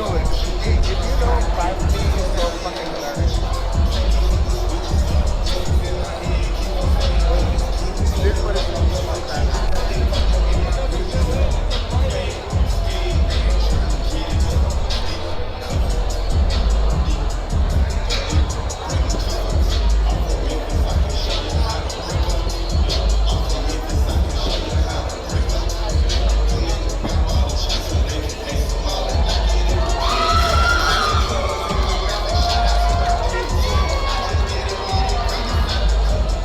Crowd loving Dominic Moreno on his way out of the arena here. Big win for him.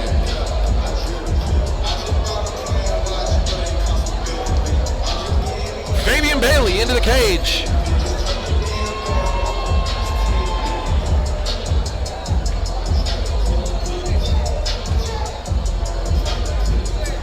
And now, ladies and gentlemen, the opponent makes his way to the cage, representing Speakeasy, John Rodriguez.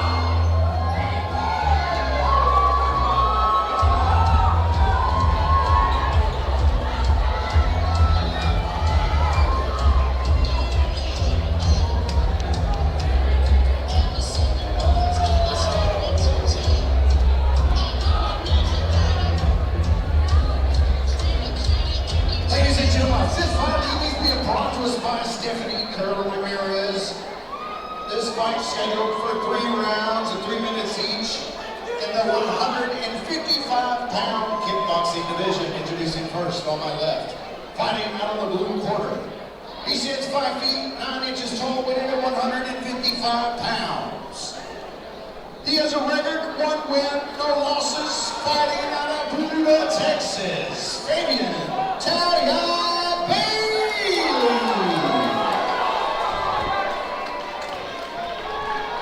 Across the cage on my right, fighting out of the red corner. He stands 5 feet 9 inches tall, weighing 155 pounds. Making his debut this evening and fighting out of San Antonio, Texas, John Rodriguez.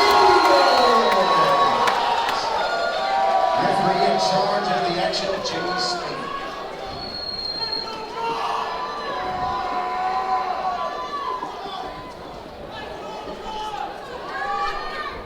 Fabian Bailey and John Rodriguez.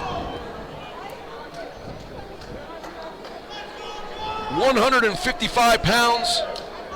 And here we go.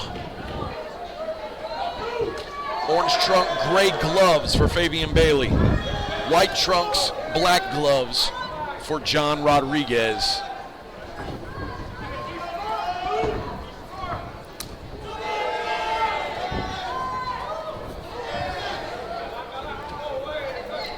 Bailey goes up high there. Again. Looking for that big head kick.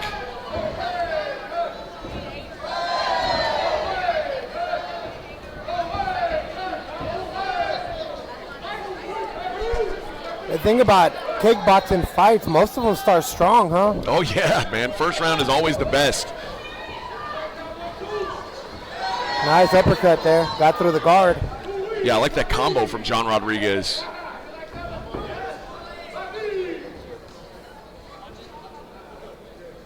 A little cup check here.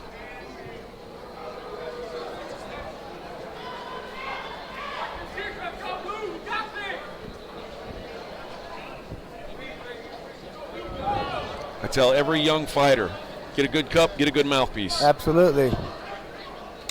Everybody wants to buy fancy gloves, fancy shorts. Get a good cup, get a good mouthpiece, kids. Yeah. Get that diamond one. Oh, yeah. You know, to be honest with you, I've always had that typical Academy mouthpiece. Have you? And I fought with it too. That's crazy. $20. Those always fall out of my mouth. I had the custom fit. Yeah. No, I was never able to get the fancy ones. But thankfully, I never got my teeth knocked out.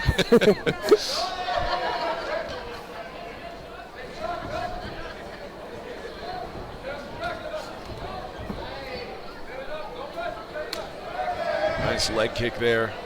Nice check by Bailey on that one. Oh, good counter uppercut there. I don't think that was low. I don't think it was low either. And Bailey waves off the referee. Some good technical boxing going on here. Yeah. Footwork's pretty good for a couple guys, you know, one debuter and one guy 1-0. Like what I'm seeing.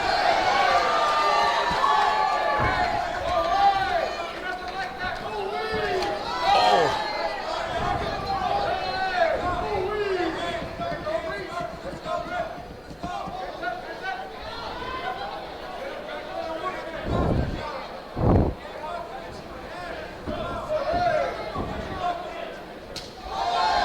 30 seconds left from this round.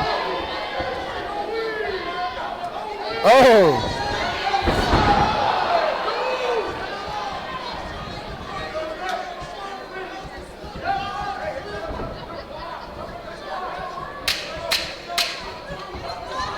This is definitely a very close round. Who you got on this one? I think as we come to an end here, unless something big happens, I think I like Rodriguez in round one. Yeah, I think he landed some solid combos early in the match. Fabian was able to come back, land some, but I think Rodriguez was able to edge him out just a little bit. Yeah, very close first round, though. I don't think either guy can feel very confident in it. Yeah. Let's get a round of applause for our lovely ring guard girl, Shelby.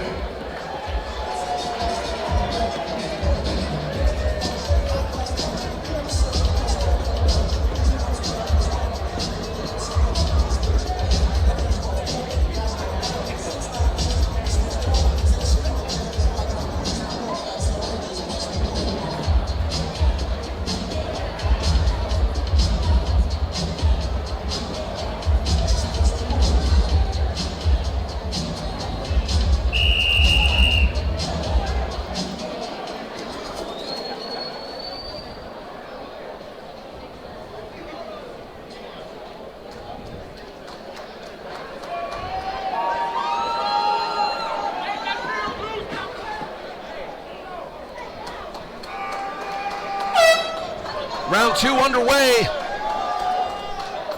Fabian Bailey with a big shot to start round 2. Rodriguez looking to get it back. Oh yeah, Bailey coming out with a different fire this round.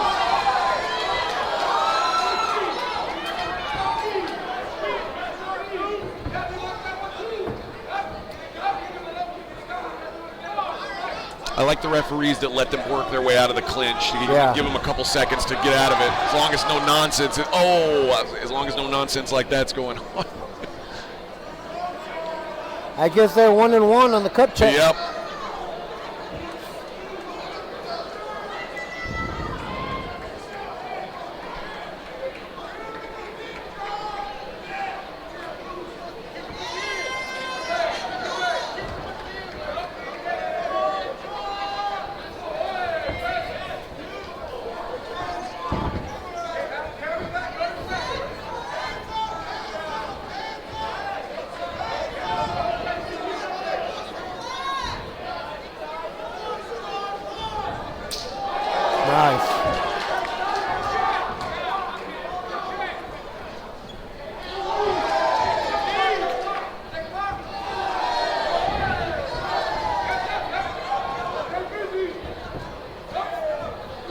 Nice. Man, both of those guys landed good punches.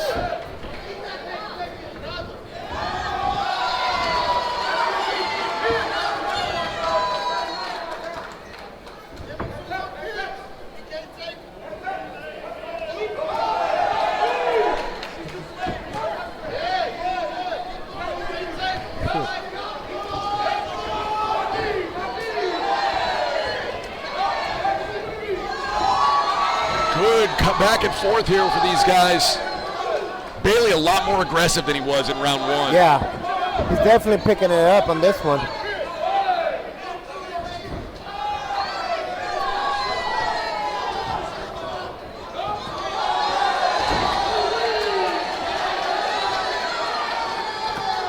Nice. Oh!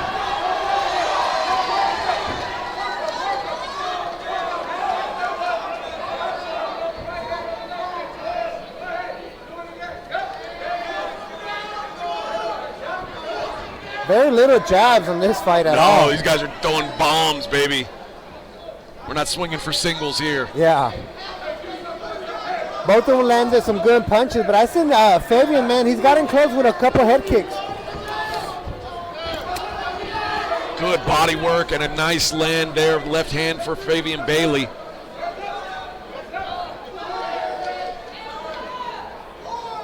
Much cleaner round 2 for Fabian Bailey. We've got ourselves another tight one going into round 3 here, Jose. Yeah. Should be time. Yeah, honestly, in my eyes, I see it 1-1 again.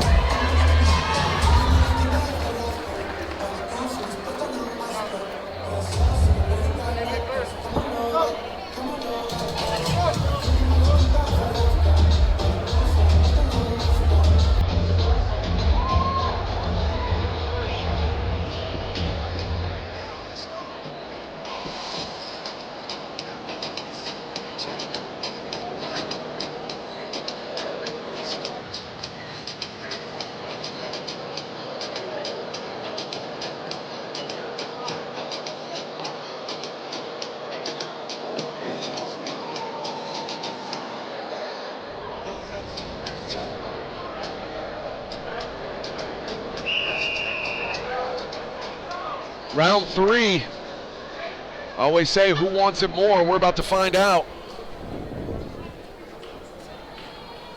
Will Bailey be able to keep that momentum that he had in round 2?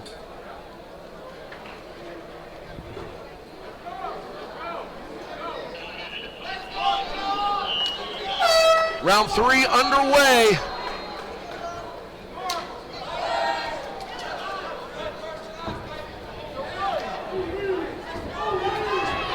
Nice.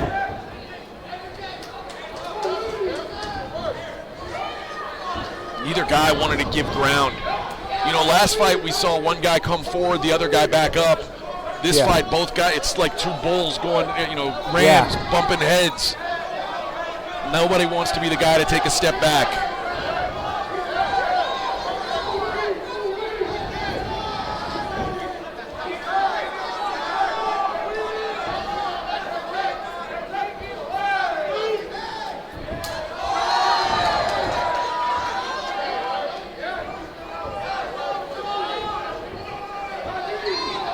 Nice knee right there.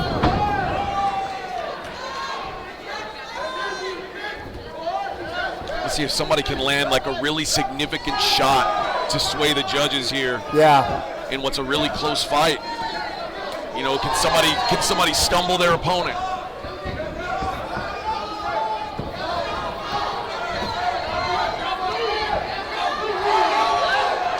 I do feel Fabian has put a little bit more pressure this round, though.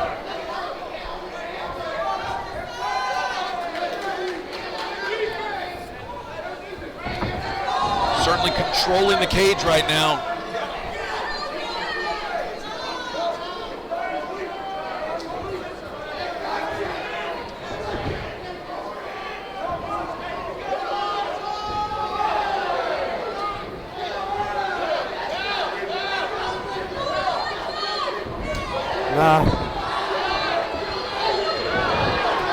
Bailey's starting to take over here. Yeah. 1 minute to go in the fight.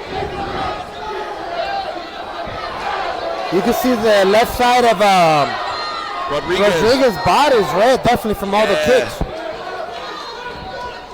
I think Bailey realizes, you know, right now maybe just volume is going to be enough to win this round. Yeah.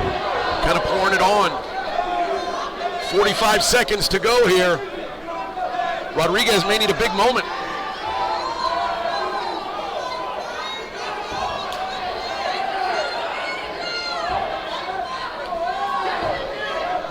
Seconds. Oh, step in knee lands again for Fabian Bailey. I think he is taking over this fight.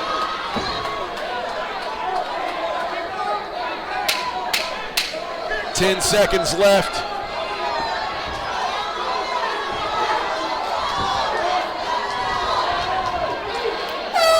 And there it is, folks. 3 rounds in the books. Fabian Bailey and John Rodriguez putting on a show for us here. Yeah, Fabian definitely finished stronger. My opinion, he's probably taking this fight. I would like to see if the judges are going to score 29-28 or they're going to give Fabian all rounds. I think that's the most likely. I think 29-28 is the most likely. I could see them giving Fabian all the rounds. The first round was the closest round. Yeah. I scored it for Rodriguez, but it was kind of a coin flip. The last 2 rounds felt clearly Fabian Bailey rounds to Definitely me. the third round, he put a lot more pressure. Yeah.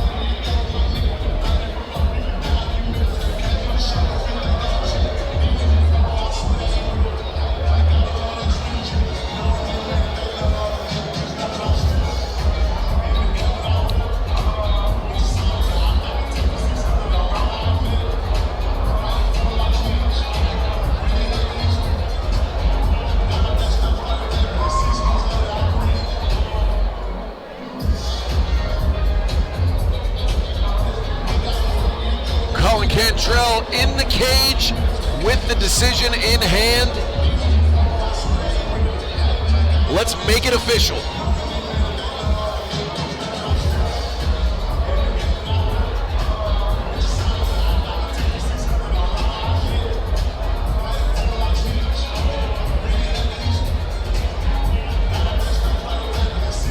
Ladies and gentlemen, big round of applause for these 2 fighters. What a close fight tonight.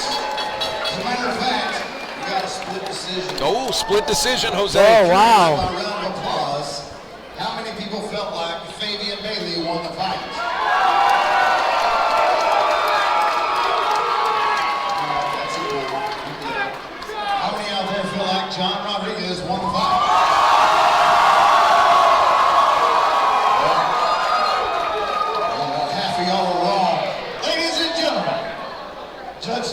Lozano scores the fight 29-28, Fabian Bailey. Judge Gino Garcia scores the fight 29-28, John Rodriguez. And Judge Chris Watkins scores the fight 29-28 for your winner by split decision, Fabian Bailey!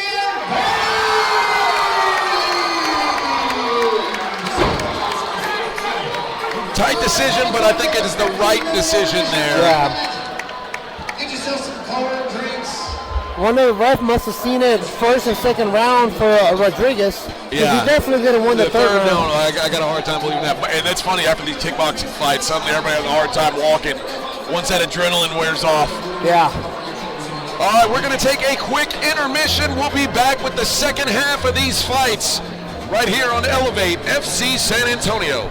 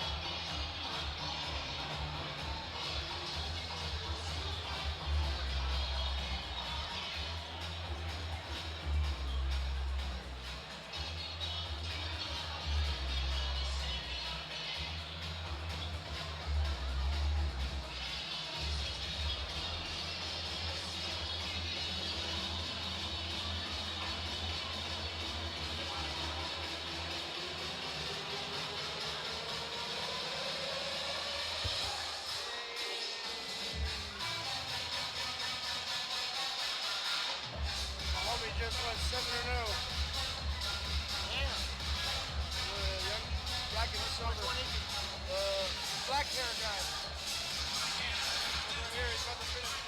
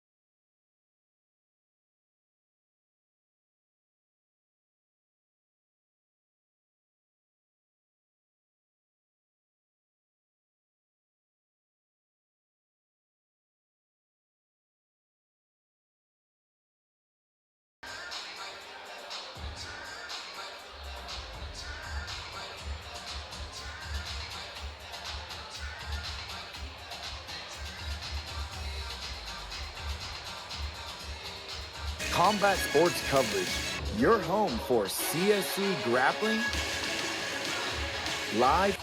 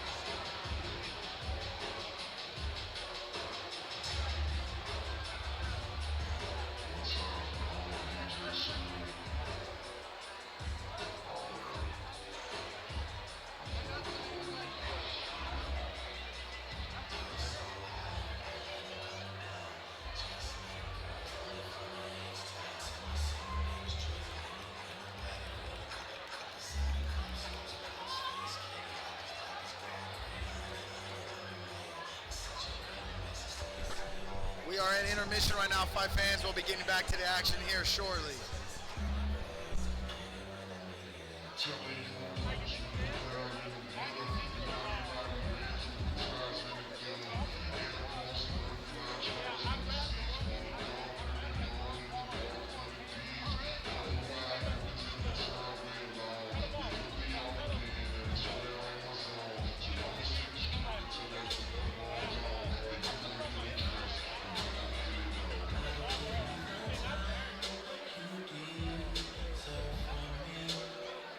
This is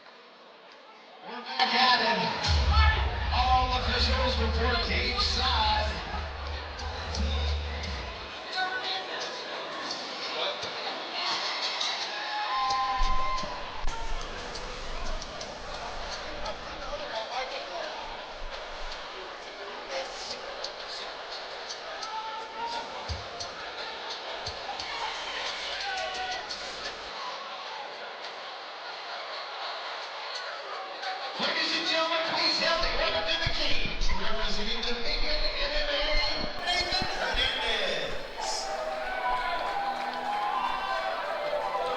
Get the second half of our card underway here in the bantamweight division. Nathan Hernandez and Al Cifuentes going to kick off the second half of Elevate FC San Antonio.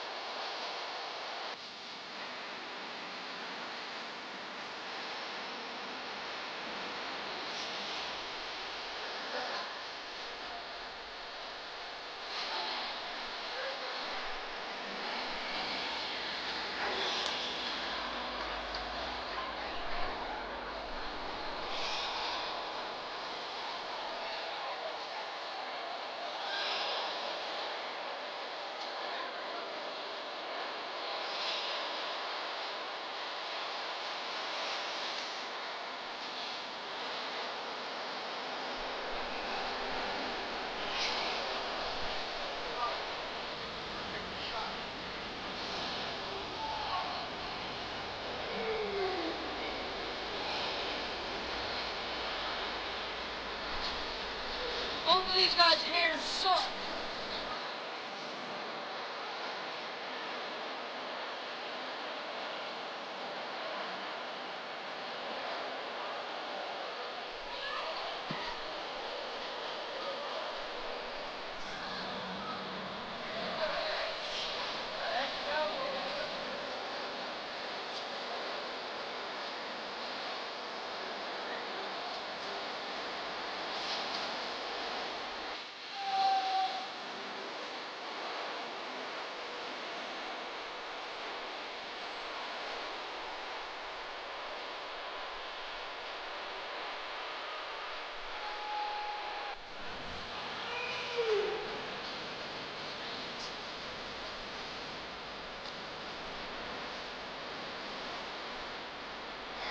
Now the opponent makes his way to the cage, representing Texas Grappling Academy, Al Cifuentes.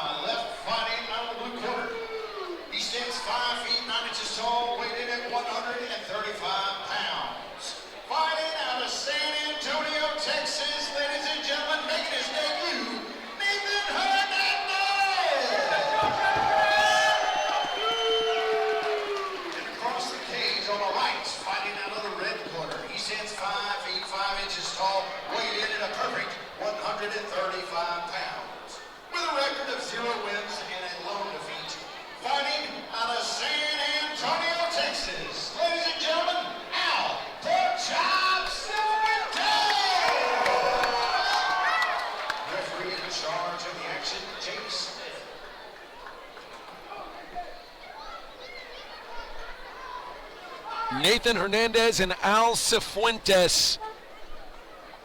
135 pounds.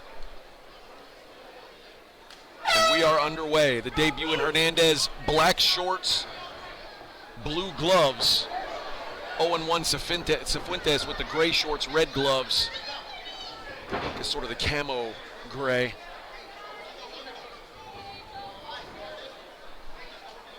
Hernandez pushing the action up against the cage to get us started here.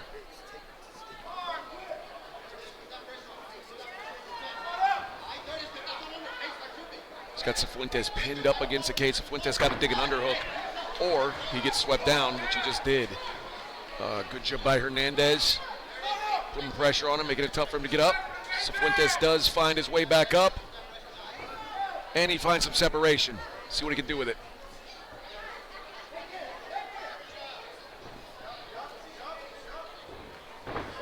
Hernandez goes up high.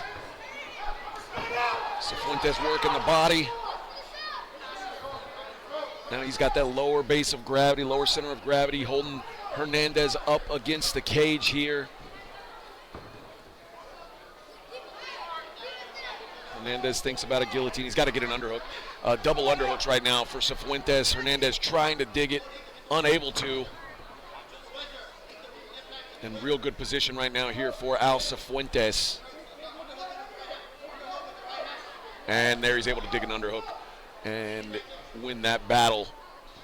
Able to create that separation now with the knee. And here we go, back to the center of the cage.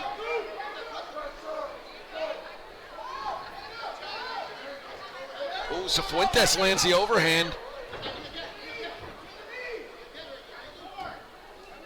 And lands a right on the break as well.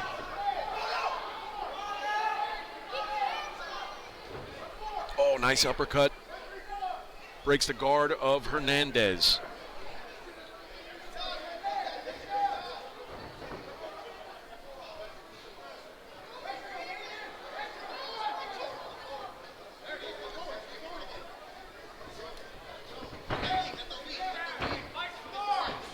Nice knee by Cifuentes. Another one and some punches to the body. He's really working the body. Could pay off if the fight goes deep.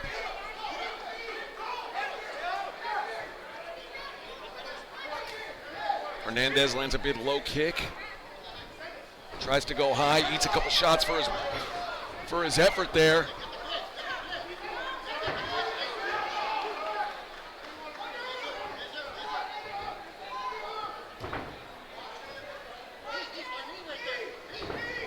Good knee to the body by Hernandez. We got 10 seconds to go. Cifuentes lands a combo, a little poke to the eye, fights through it. Leg kick. And a toss, and that is the end of round one. Competitive first round. I think I like Al Cifuentes a little bit in that first round. Thought he was more of the aggressor.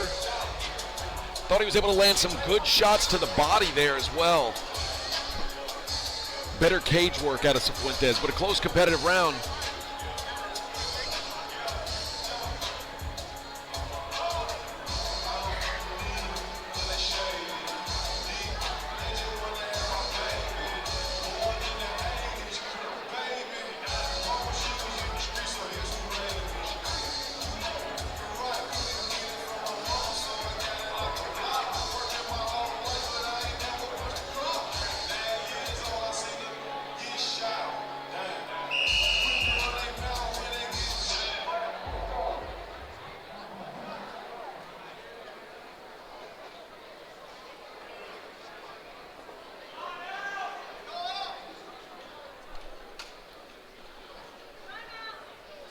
Both guys take their instruction. Round two is underway.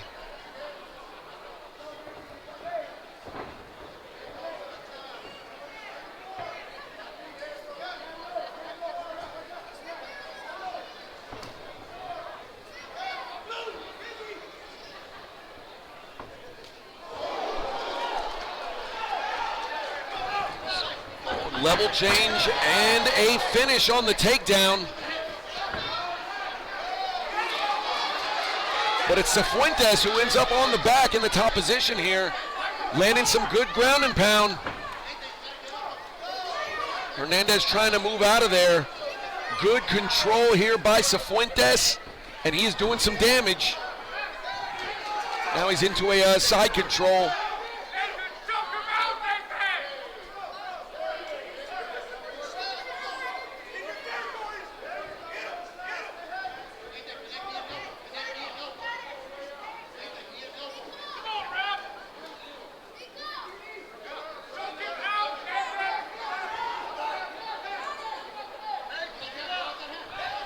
Tries to get his hooks in and does. Now he's on the back. He's starting to flatten him out a little here. Bad spot right now for Nathan Hernandez.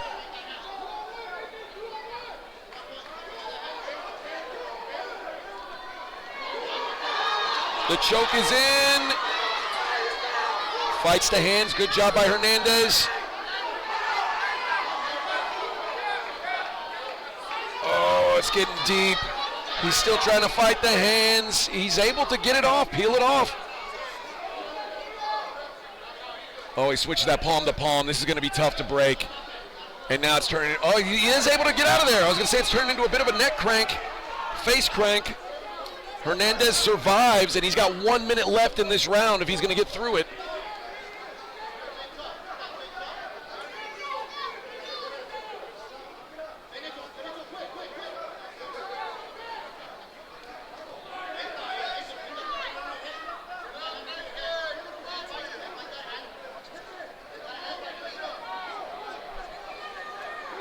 Again, cranking on that face, not able to get under the neck though, under the chin.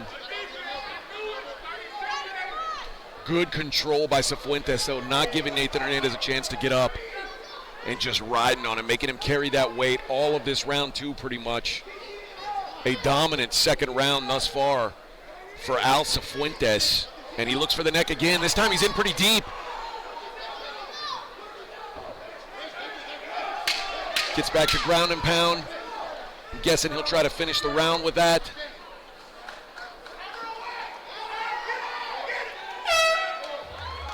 And a big, big round for Al Cifuentes. Good control, good ground and pound from Cifuentes. Nathan Hernandez unable to get up, just took a beating for 3 minutes in that one.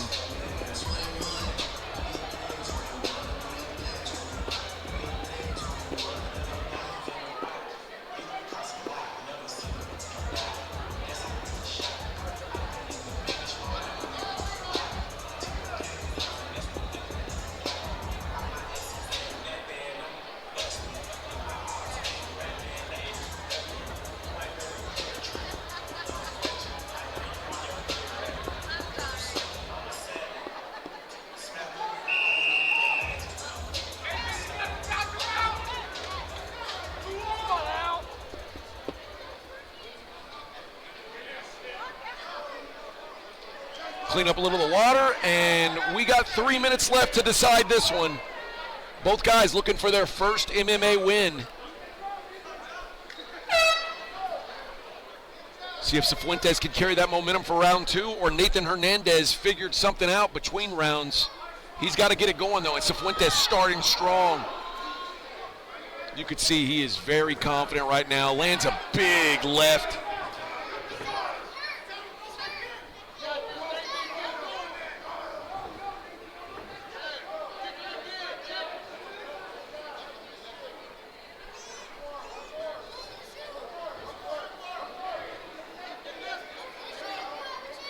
Hernandez, the longer fighter, he's just not able to keep Cifuentes away from him.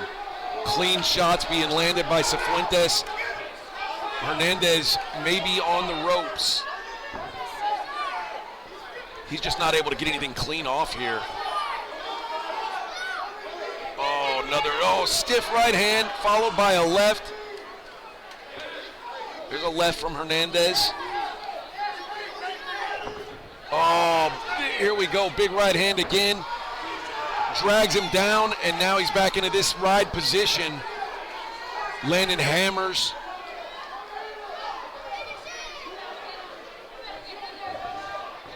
When this might be a long minute and 40 seconds for Nathan Hernandez trying to survive this. Cifuentes has one hook.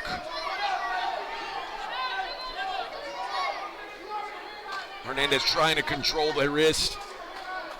He can hold on to one, not two. And that other hand is just pounding on him right now.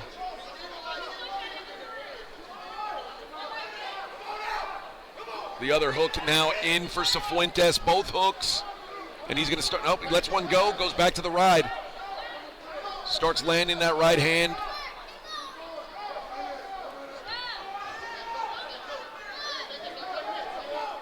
Good job flowing with his control here for Cifuentes. 1 minute to go in the fight.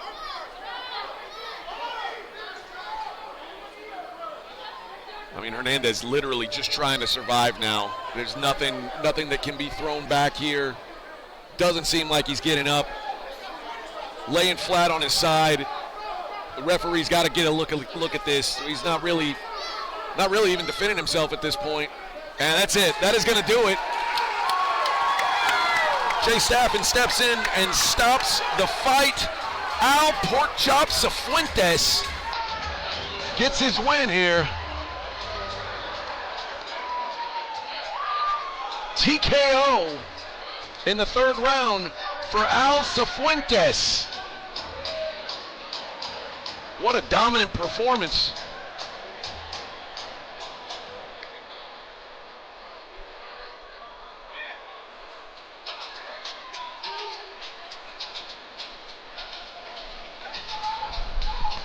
Another chair go. Take that one right there.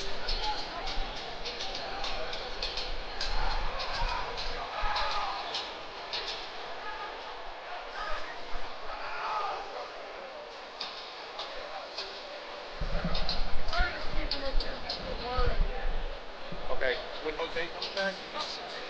Yeah. Yeah.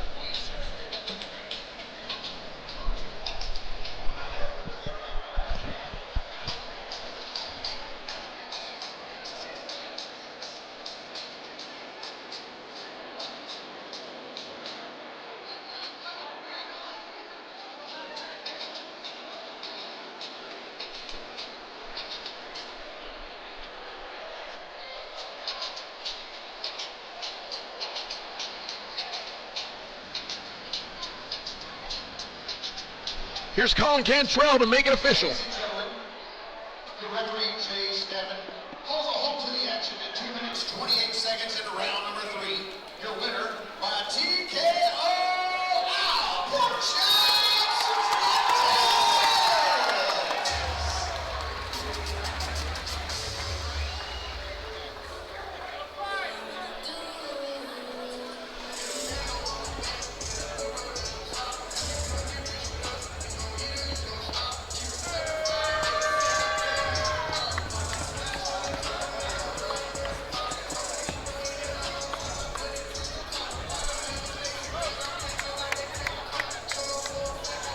Al Cifuentes gets his purple belt in the cage and gets his first MMA win, making his record 1-1. Our next bout, a catchweight bout between Josh Swift and Adriel Prieto. Colin will walk him out. There's something about San Antonio. I'm from Houston, but every time I've ever been to San Antonio, you guys love fights. You love good food, good-looking people, and a beautiful city. It's fun to be here, folks. Just want to tell you all that. Now, let's bring our next fighter. Represent the house of Jiu-Jitsu, Joshua Swift.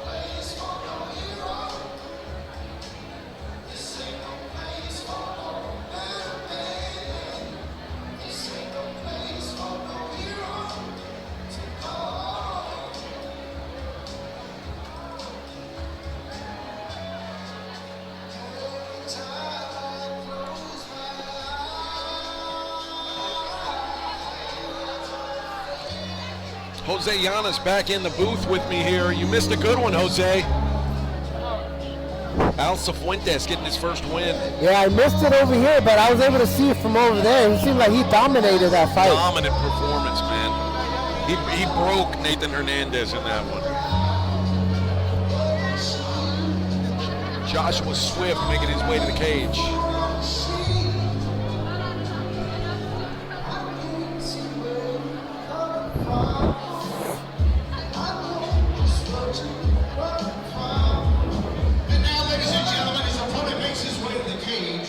Representing Metal MMA, Adriel Prieto.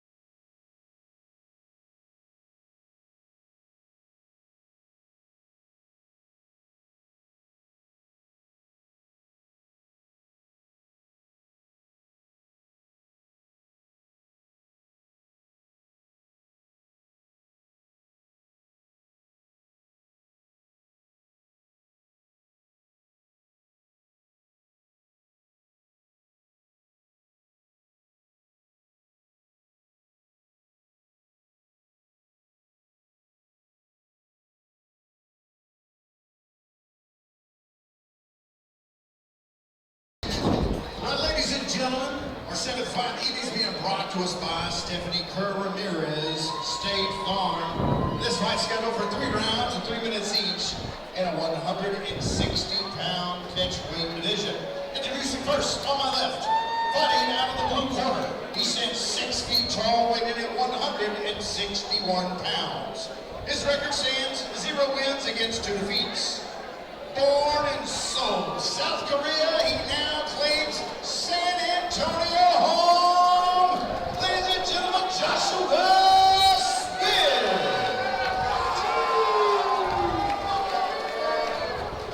Across the cage on the right, fighting out of the red corner. He stands 5 feet 10 inches tall, weighing at 160 pounds. His record stands 1 win against 2 defeats. Fighting out of San Antonio, Texas, Adriel, the Apex Prieto! Referee charging the action, John Shorley. John Shorley, our third man in the cage for this catchweight bout. Joshua Swift, Adriel Prieto. We've seen Adriel Prieto on Elevate cards before. I'm curious to see Joshua Swift today. Prieto aggressive to start. Man, Swift may have rocked him already.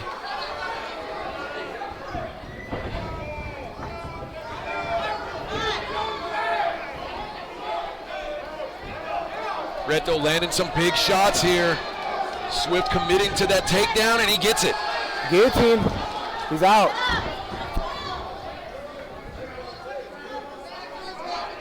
Got to clear his legs. Good position now for Swift. Prieto's working for a Kimura, it seems like it, but they don't have He's wrist got control. anything there. Needs to work his back to the cage and just get up. Oh, but now he gives his back. Swift able to get a hook in. Oh, maybe he went too deep. And now looks for that choke. He's got the arm in though. Yeah, It'll he's be a tough little, to finish there. yeah, he is a little off. See, that's one thing about MMA is a lot of people pull the fighter on top instead of flying them out, you know?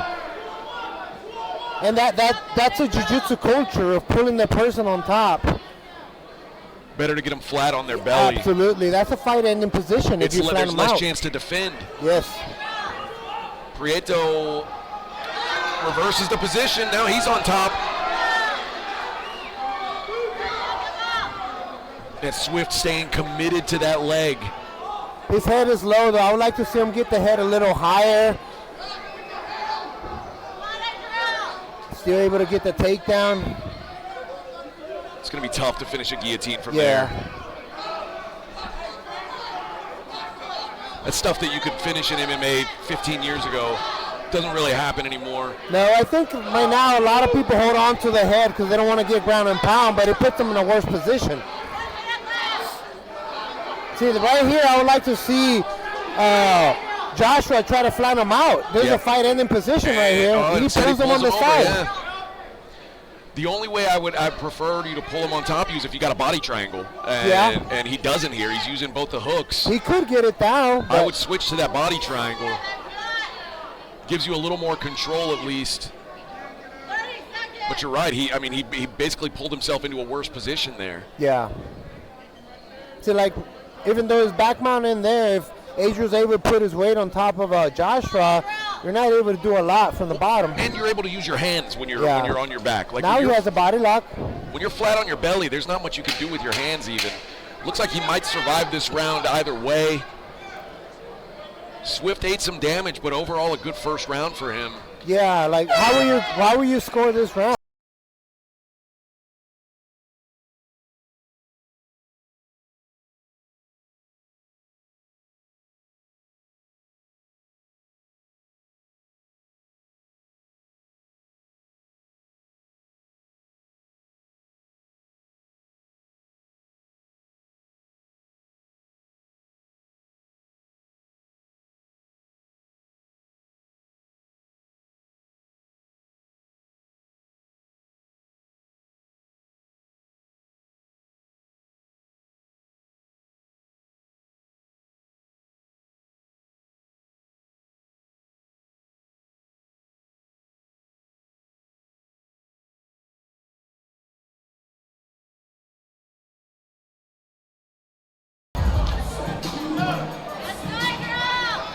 Curious to see who looks fresher coming out of the corner here.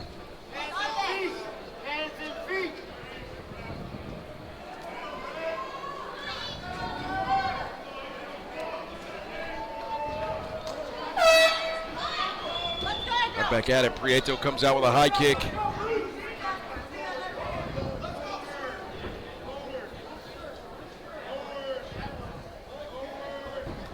Nice. Ooh, nice body kick. Digs in with the toes there.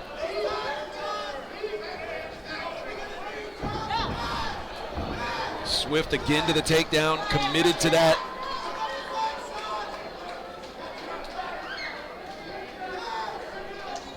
And this again, Prieto maybe trying to hold on to that head a little bit too long. Yeah. And now Swift in a much better position than he was. Now on the back.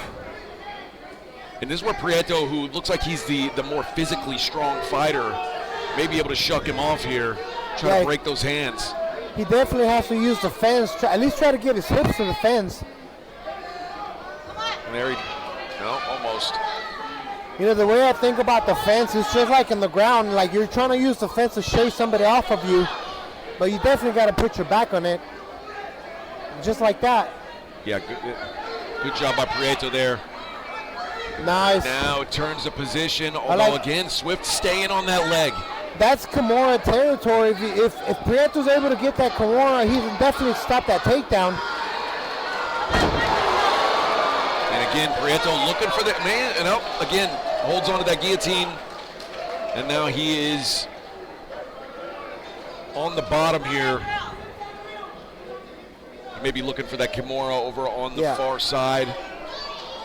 I like to see Joshua posture up a little bit, get his head a little higher, land some punches.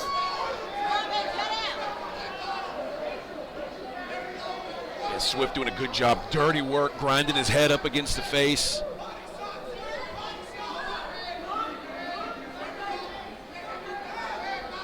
Doing little things to make your opponent uncomfortable. Clearly Josh Swift prefers a grimy fight. Yeah. And that's what he's getting here.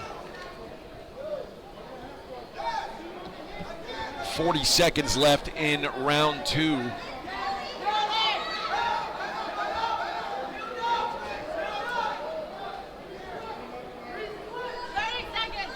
With 30 seconds, it's hard to see now Prieto finding a path to winning this round.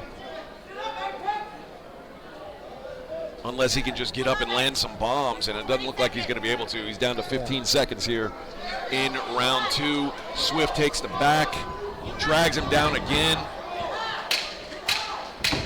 Man, there's something that I really dislike about people pulling people on top of them when they're trying to take the back. It's just, me personally as a jiu-jitsu instructor, even my jiu-jitsu students, I teach them number 1 rule is self-defense. You want to be on top, you know?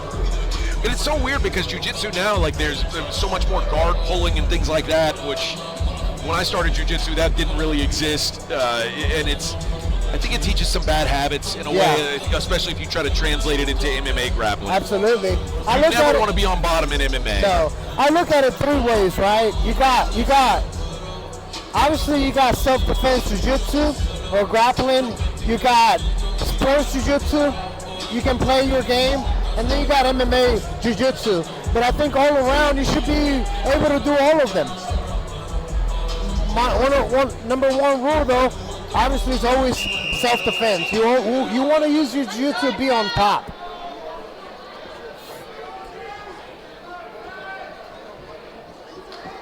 So you think Prieto has to go for a finish now? I think he has to, yeah. Prieto I feel like he's down 2-0. Certainly lost the last round. Yeah. I don't think there's even a question about that one. He has to make something happen here.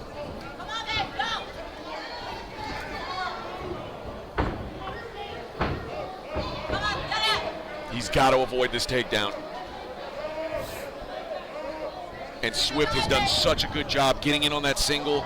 There he pulls guard. But again, I don't like this. I don't like holding on to this neck here. He's not going to finish this here. No. He needs to start getting on top and doing damage. He's got a good positioning here. Let go of that head and start unloading your hands. You're not going to get a submission from that position. Absolutely. Especially being down 2 rounds. And he's still holding on to it.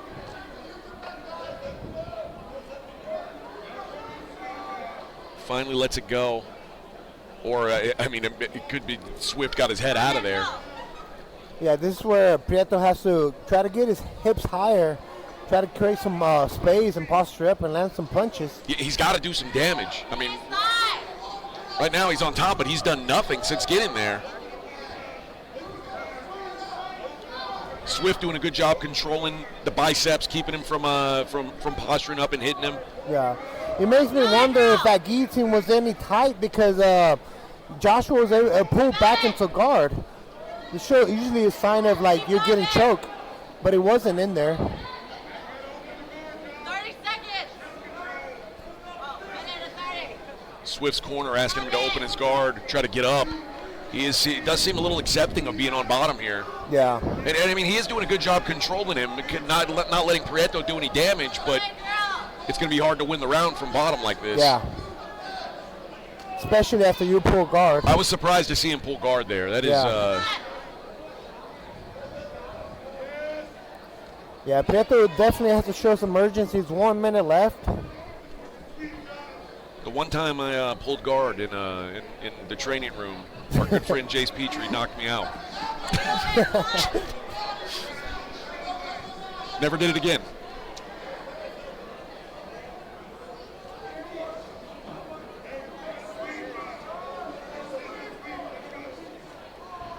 Prieto controlling again, but just not able to really do any damage here. Oh, nice. There's a nice shot. Oh, but maybe in danger of a triangle here. Uh-oh. Oh, he does a good job getting his head to the cage. Yeah, I don't think it's enough to finish the triangle. Maybe an armbar. He has to get the leg over the head, try to go for the arm bar. Across the face, he needs to get that leg. He's got it in a good position here. He just needs to switch his leg. Come on, Angel, 10. Let's go. Come on. Oh, That was in back of the head right that there. was. Won't matter. That's the end of the fight.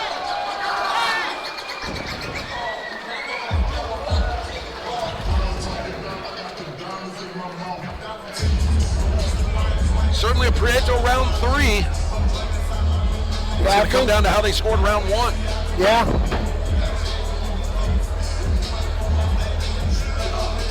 Personally, I feel like Joshua got first 2 rounds and Prieto definitely took the last one. I think so too. But you never know. Last fight, we thought the other guy was more decisive on the win, and it was a split decision. You're right.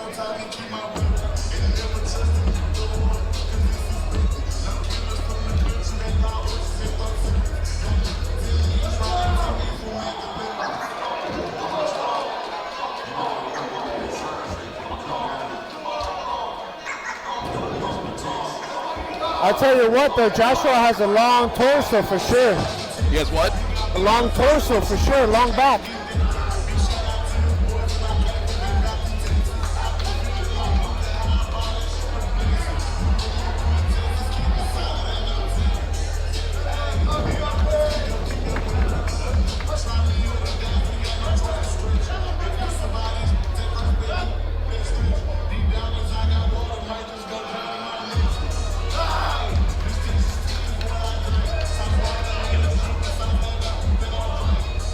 Josh Swift certainly feels like he won the fight.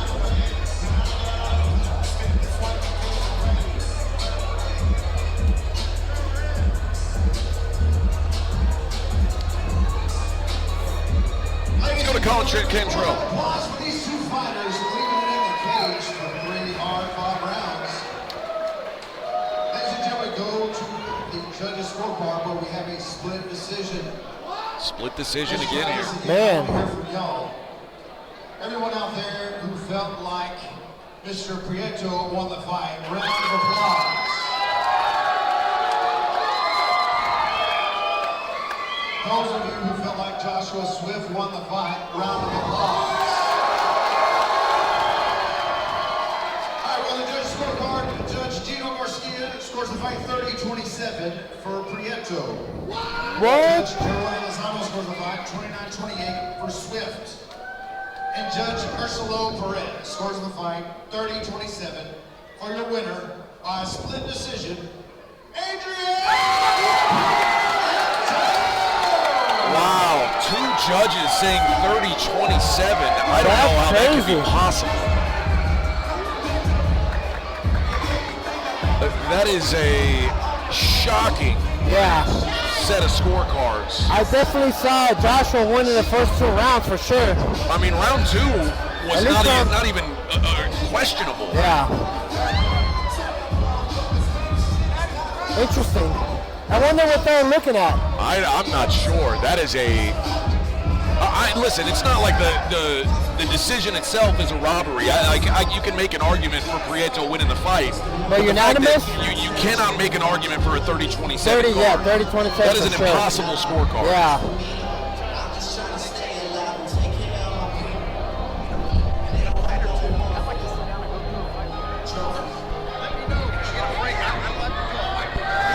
Oh, he wants to commentate?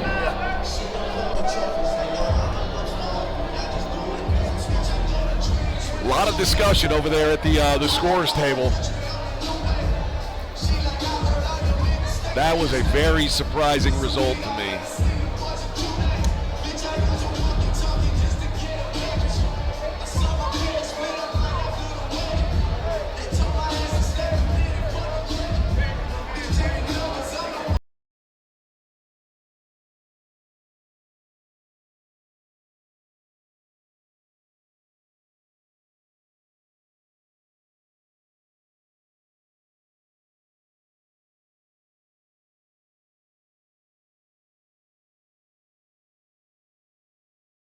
Bring in our next fighters.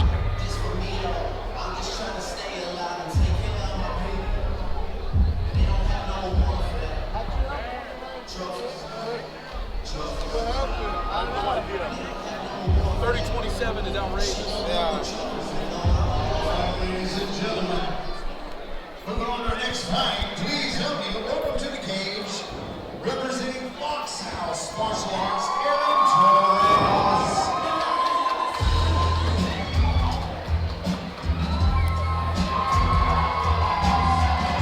Molly, next one.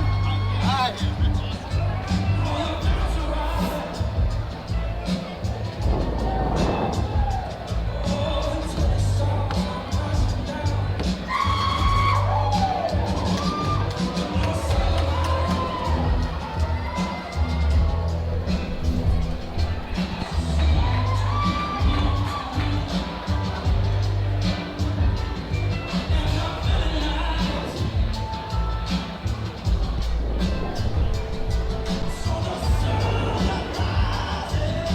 Hey, you didn't know I used to do commentary.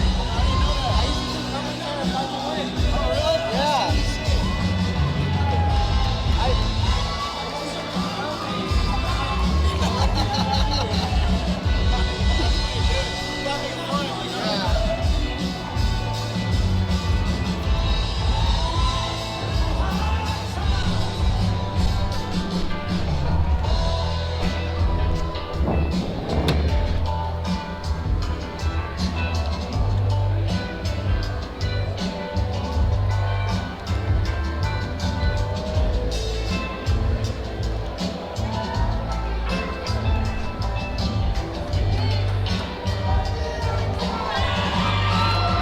Aaron Torres into the cage.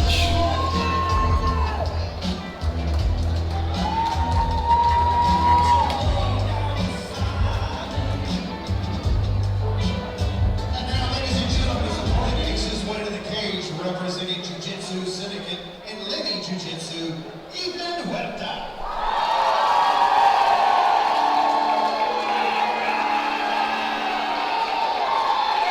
Sounds like we got a crowd here for Mr. Huerta.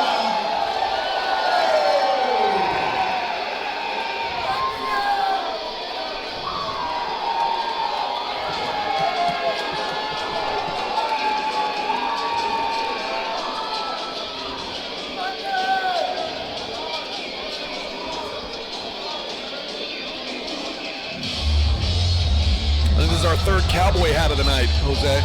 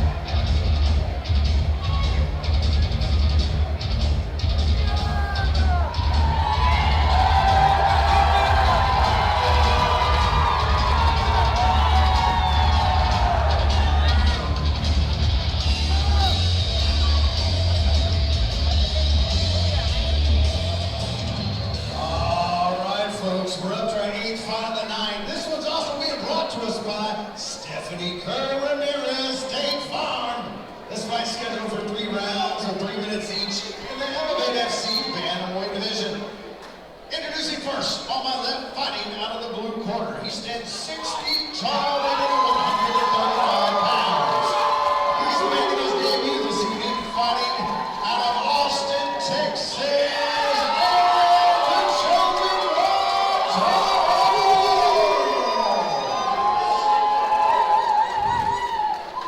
Across the cage on my right, fighting out of the red corner. He stands 5 feet 8 inches tall, weighing at 135 pounds. Fighting out of San Antonio, Texas.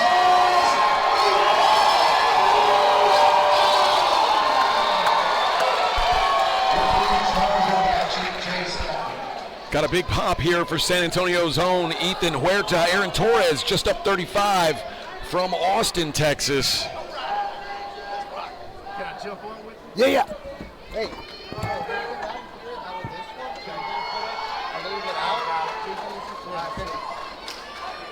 And we are underway.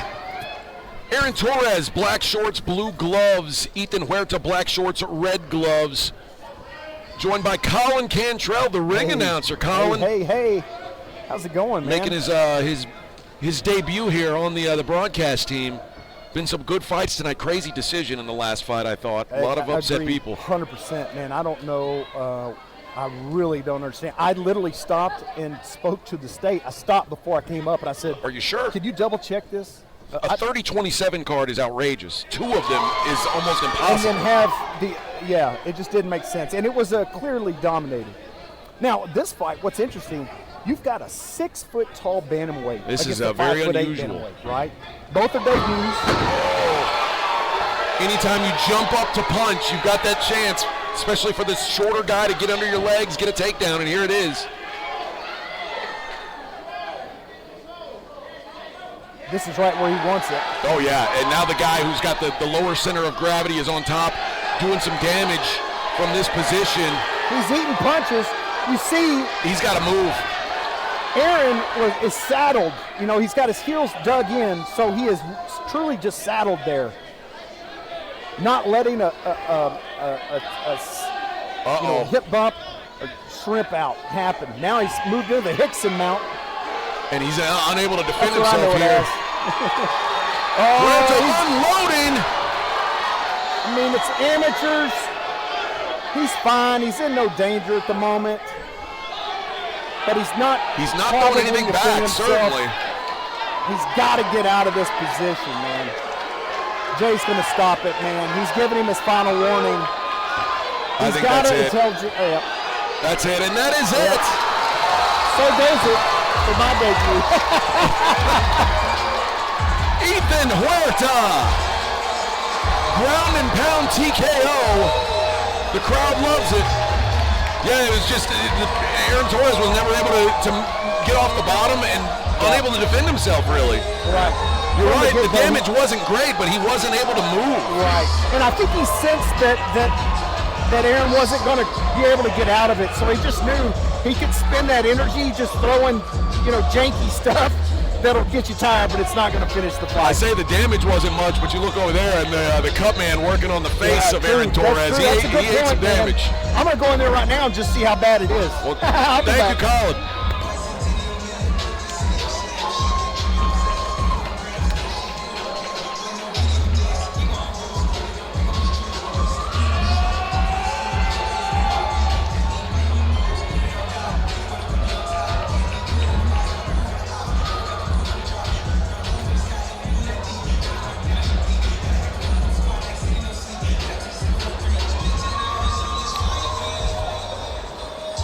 Nice performance for Ethan Huerta, getting a quick ground and pound win in that one.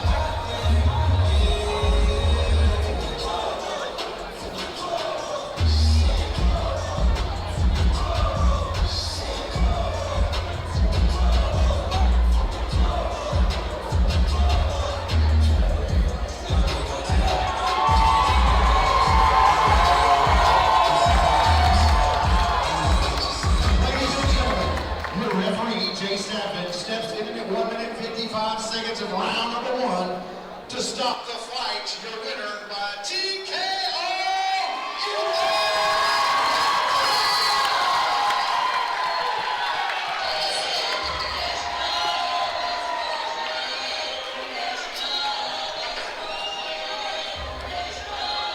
Certainly Aaron Torres is wearing it on his face. Took some big shots from Ethan Huerta.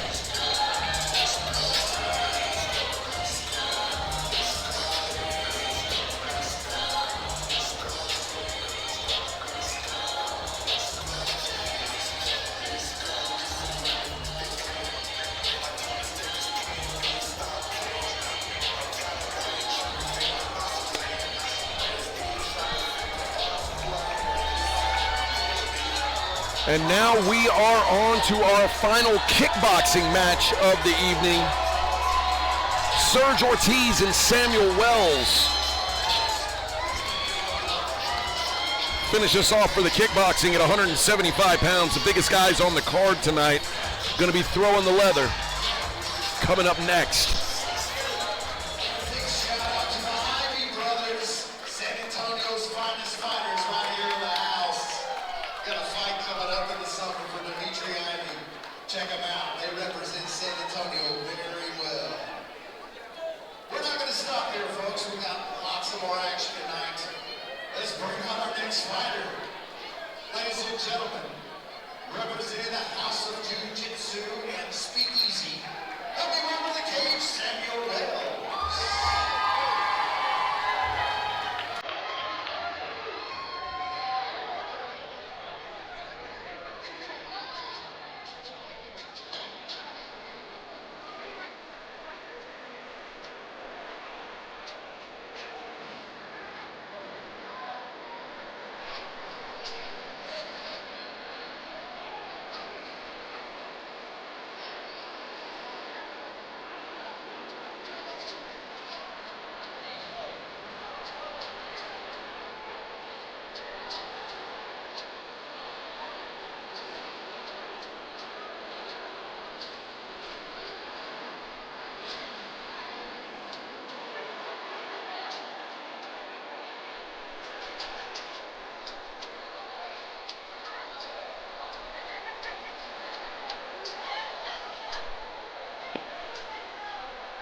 Here we go.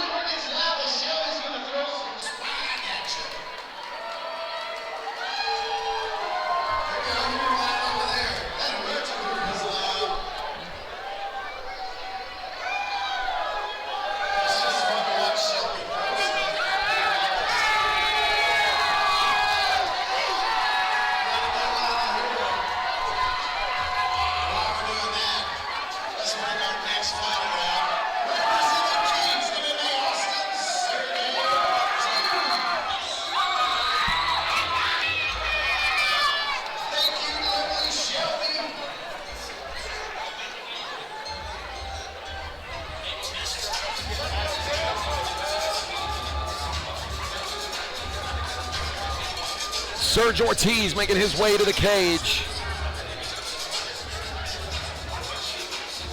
Our final kickboxing bout of the evening.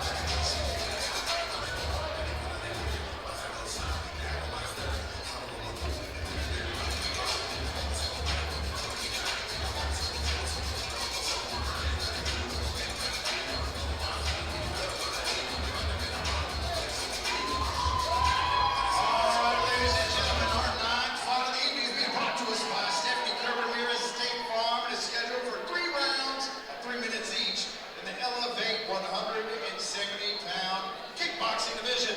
Introducing first on my left, fighting out of the blue corner. He stands 6 feet 4 inches tall, weighing 171.9 pounds. Born in St. Louis, Missouri, he now calls San Antonio home. Samuel, Mr. Patience,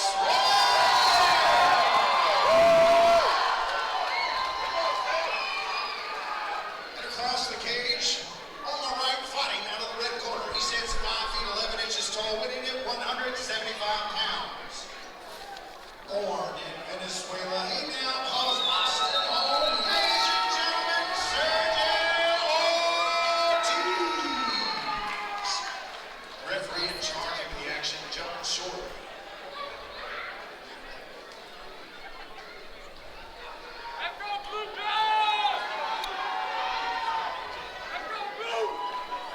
Here we go with another kickboxing bout, our final kickboxing bout of the evening. Samuel Wells, pink shorts, blue gloves. Serge Ortiz, white shorts, gray gloves. Man, I know. Jose and I were talking about these kickboxing fights. It's almost always the first round is just the most action. It is, they come out strong every first round.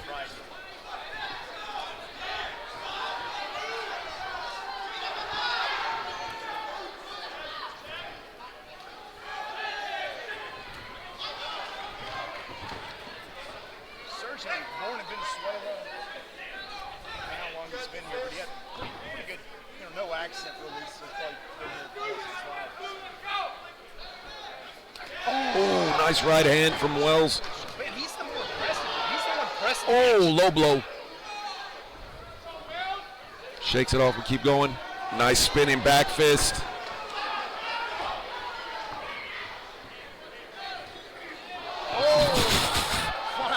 Tried it.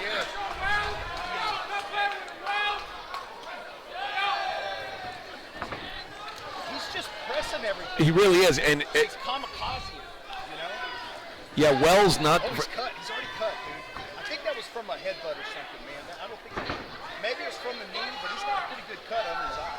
Wells, the much taller fighter, having a hard time keeping good distance here.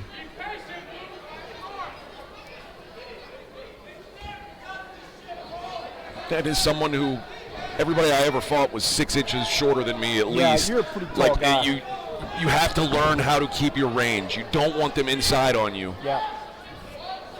Especially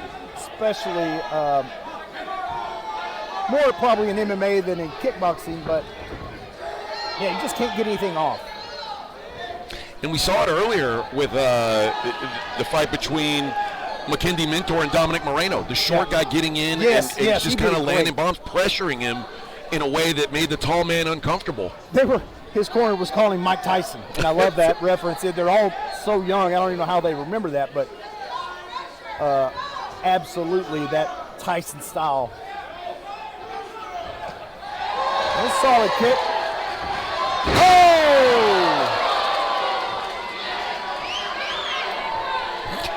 What do you call that move? Is that a leg whip? That's a leg sweep. He does not like it either. Samuel Wells taking umbrage with the sweeps. Oh, tried to almost look like a hammer kick there. Axe kick, really. Oh. All right, so.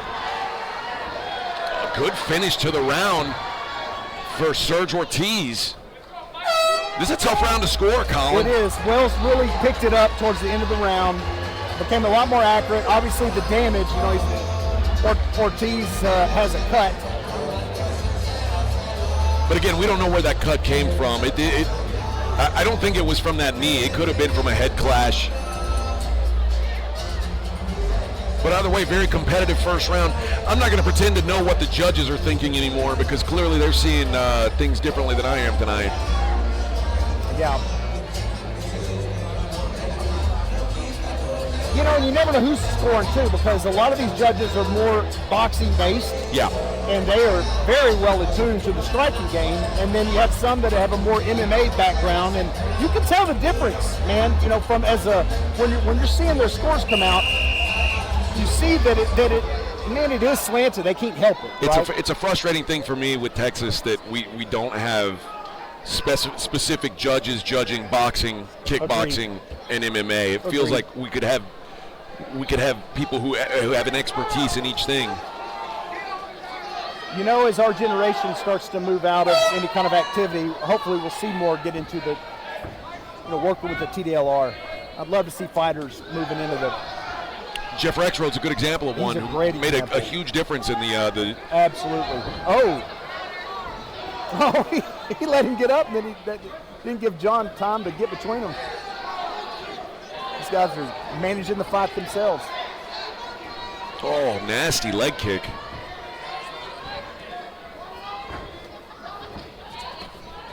Well, they're right here on us.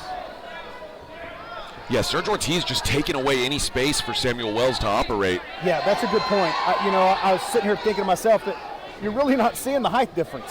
He's He's basically it's not relevant. Yeah. Even he's getting too close. Yeah. Like he's the one that's closing the distance and not effectively.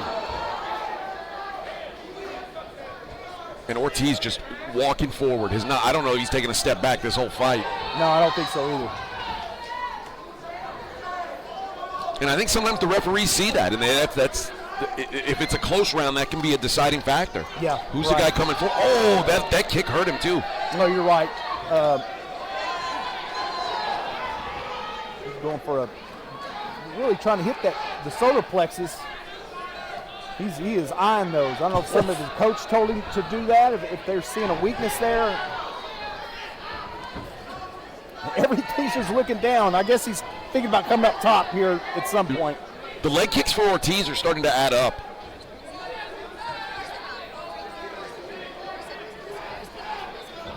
You know, it feels like he's lost some of his power. It feels like he's kind of just sludging through it at the moment,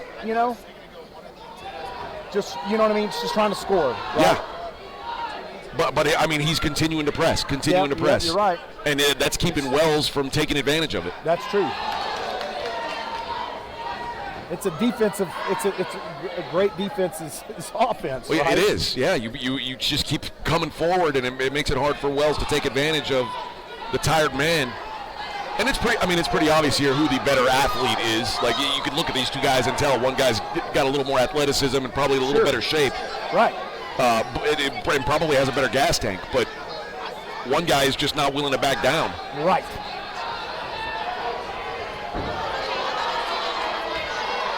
Still coming. You see, we get to the 22nd. Oh, I don't like that breakup right there. 22nd point in round 2. There's some blood now coming from the nose, it looks like, for Ortiz. So he's definitely taking some damage, man. The cut under his eye stopped bleeding. There is swelling there. Oh, nice knees. All Another right. good round. Another good round. I don't know. How do you call that one? I'm still leaning towards Ortiz. I just think that, again, in a close round, the guy who's coming forward to me feels like he's winning the fight. It's because it's not like Wells is countering great off his back foot. He's kind of being led around the cage. And even though, like you said, I do think Ortiz is slowing down, he's throwing enough volume and just putting enough pressure to let him stay ahead in these rounds. Close rounds, but that's who I lean to. What about you? Yeah, I was having a hard time. I was thinking, okay, so Ortiz is working, he's pushing, but the flip side is the damage, right? So the shots that Wells is getting in, they're hurting. They're causing some damage. But again, like you said, what are the judges scoring it on? But typically, if you're hurt, you back up. That's true. And That's Ortiz hasn't backed up yet. It's just blood, really. Yeah, there's a difference between marks on your face and real damage. Yeah, that's true. It's a great point. All right, this is it, man. Let's see what they got. Yeah, I always think about the Diaz brothers and how they would cut so easy. And Yeah, that's a great point. They're man. not losing those fights. Yeah, that's a good They just point. understand that's part of the game. But I'll say these are, these guys have no scar tissue yet. No. This is their first banger.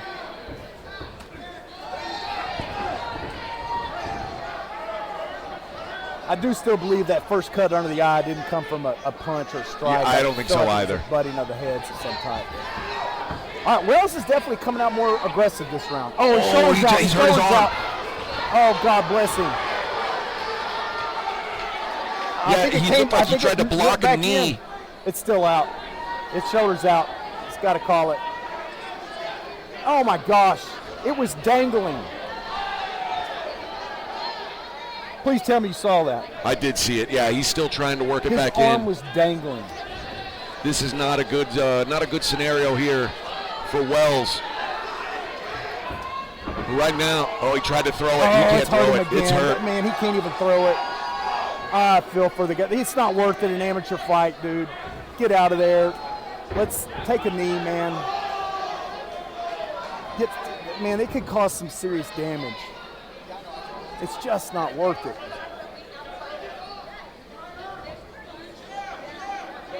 So, man, there's 2 full minutes left in this. Yeah. Well, I mean, it looks like he's moving his arm better. There's Nah, not much. barely threw it. Yeah, there's not much coming with it.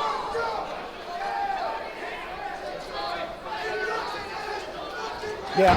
Oh, that's the right thing to do is to throw kicks. Teep kicks, keep him away from you. He can't throw it, man.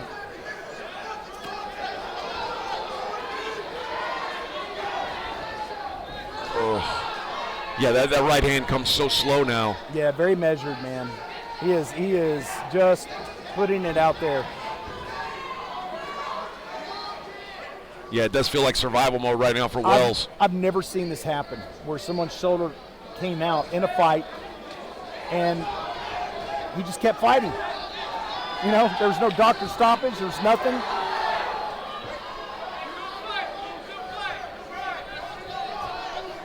Throwing naked kicks now. 45 seconds. Joe Solis, Keith Sherrod, my people. And you know what? There's a lot of toughness, man. Yep.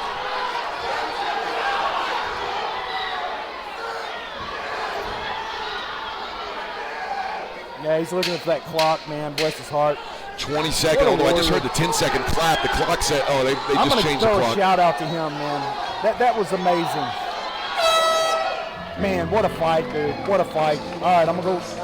All right. Colin got to go back to his day job.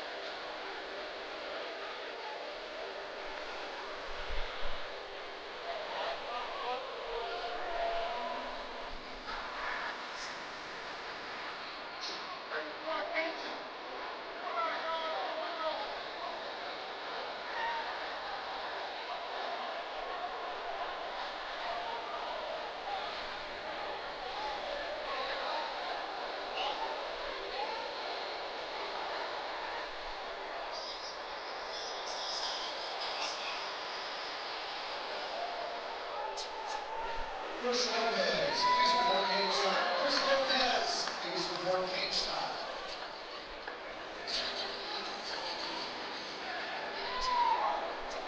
Colin Cantrell collecting the cards. Serge Ortiz and Samuel Wells.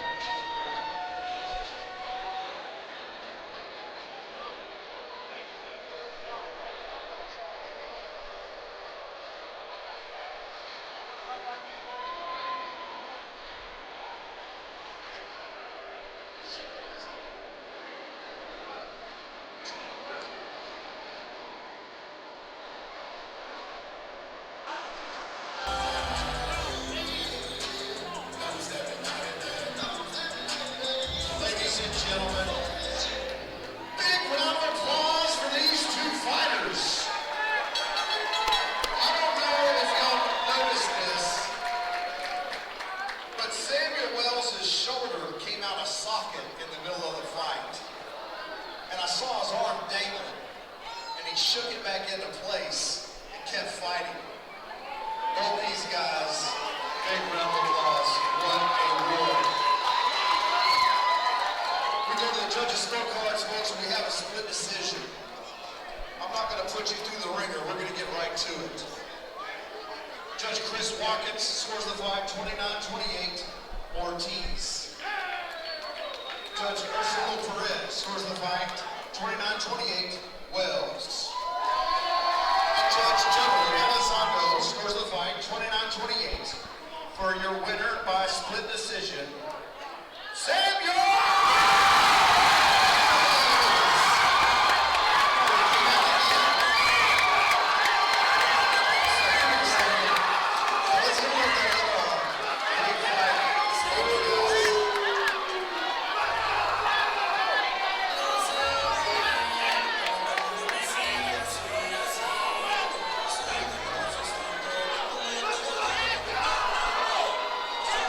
Samuel Wells gets the win.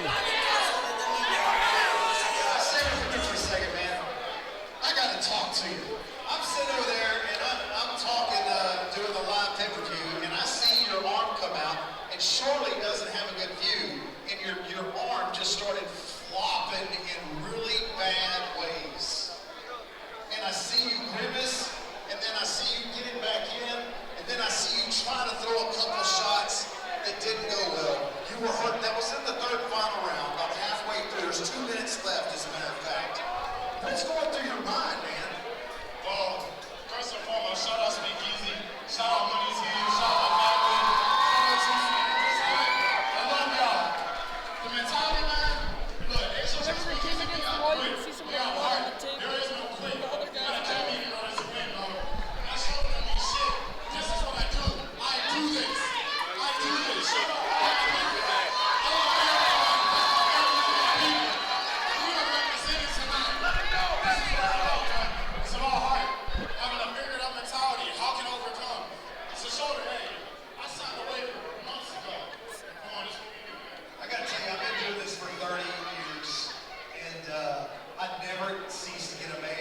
First-time fighter that I look up to, that it just amazes me, the spirit, the warrior spirit that all these fighters have.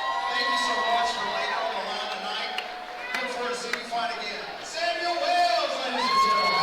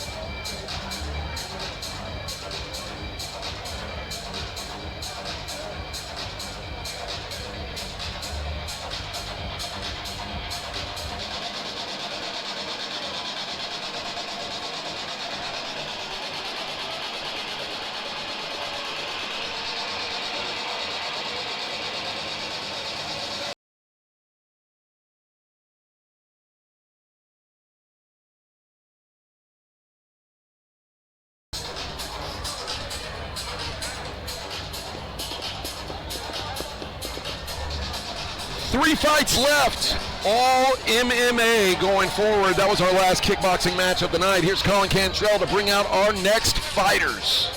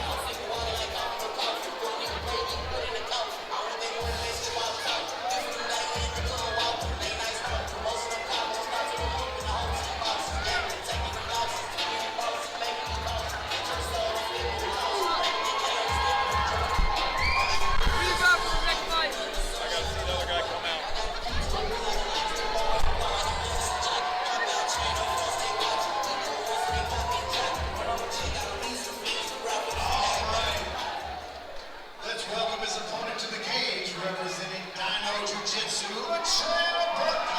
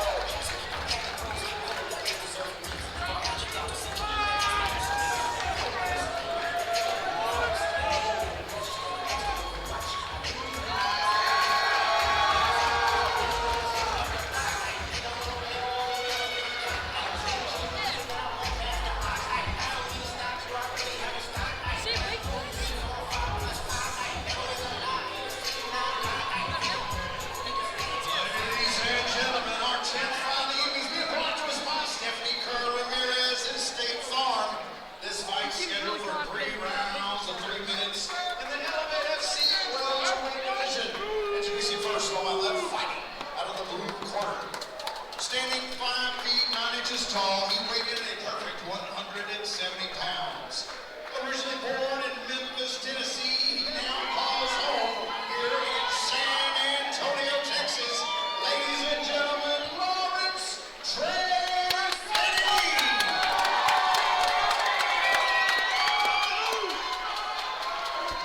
And across the cage on my right, fighting out of the red corner, he stands 5 feet 10 inches tall, weighing in 170 pounds.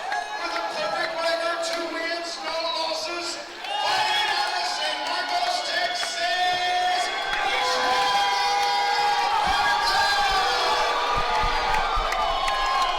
referee in charge of the action, John Shortley.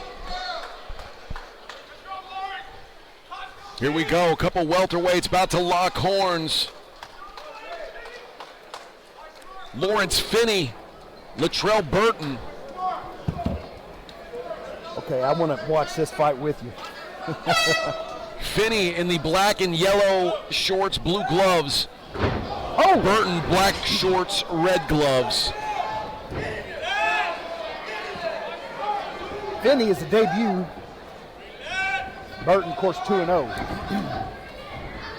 Ooh. Oh, wow. Finney ducks under the kick into a That could have takedown. been a game changer. Good scramble by Finney. Man, Burton throws bombs. These guys don't look like the same weight class. Yep. So it's good wrestling out of Finney. He had a good sit out there, but man, the hands on Burton are really impressive. He's just huge too. But I do think, a guy like this, a guy who's that big for his weight class, you drag him into the deep waters. Maybe could change the fight a little bit. Yep. Because he's throwing everything 100%. He is. Oh, and he gets some good hands. Good hands by Finney. And Finney, for the debuting guy, just seems so calm and confident. That's a reset button right there. Calm and confident will only take you so far. Yeah. That is a knockout win for Latrell Burton. Now 3-0. Oh, God bless. Go back in the cage. He's going to get in trouble. That'll get you suspended. All right, let's get him back in.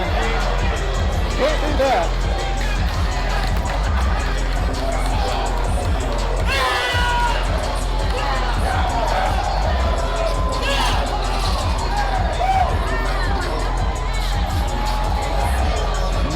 Nasty knockout win for Latrell Burton. I was just saying, Lawrence Finney, for a guy making his debut, looked very calm, very confident. But that only takes you so far when you get that chin touched. And Latrell Burton touched that chin.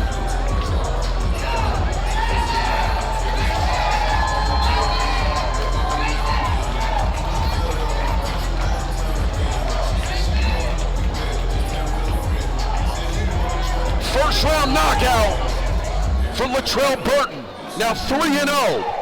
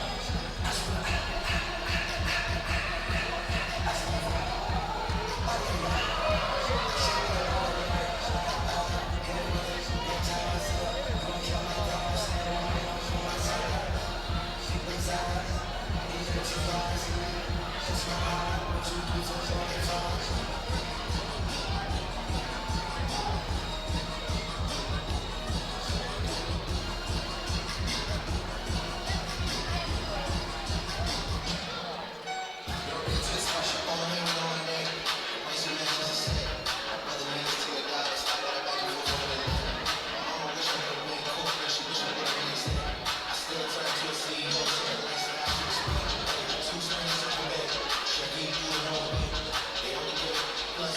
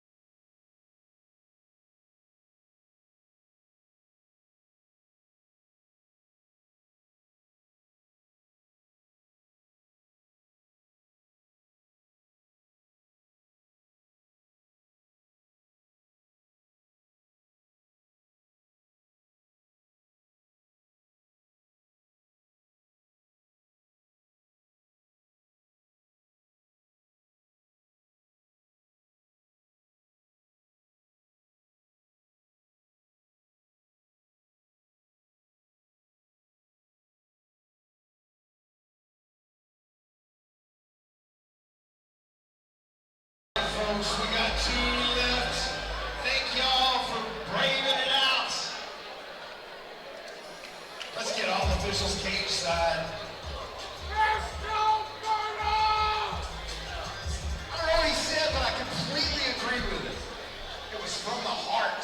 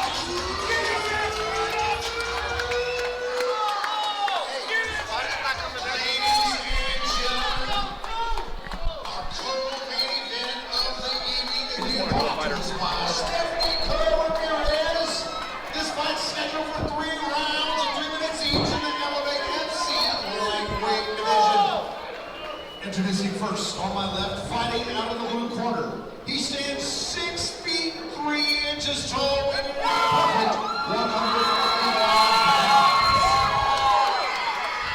Making his debut this evening and fighting out of San Antonio, Texas,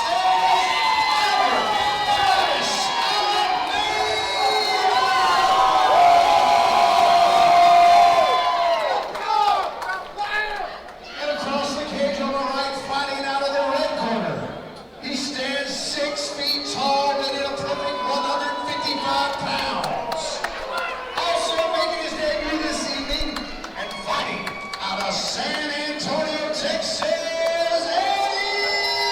Goodrich. Referee in charge of the action, Jay Stafford.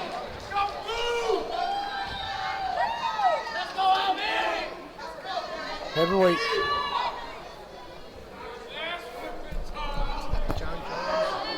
July.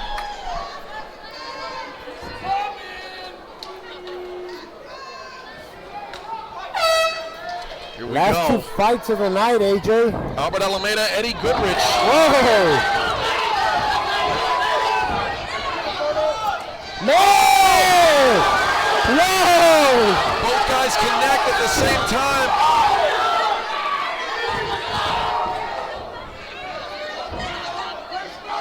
Good scramble by Goodrich to end up on top there.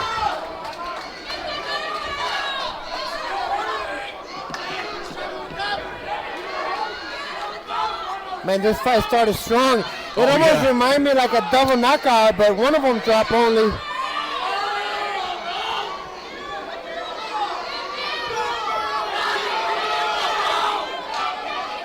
Goodrich has to take advantages. Goodrich has to pass and take this round back because he was still the guy who got knocked down here. Yeah. He can't just control position and win this round, I don't And the think. guard's open right now. You can easily step Exactly. over it.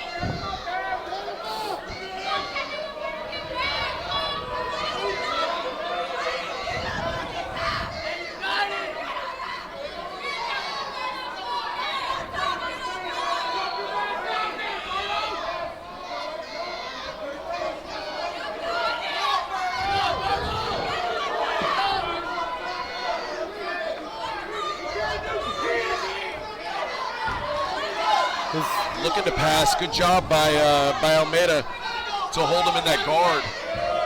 Yeah, he almost forced a half guard, but Alameda was able to get back to a full guard. Now it's a sweep. Back on top, in the mount.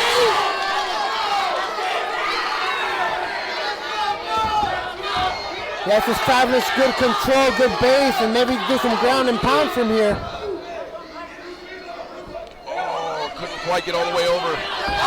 There he is. Can he come out the back here? Alameda looking for a choke.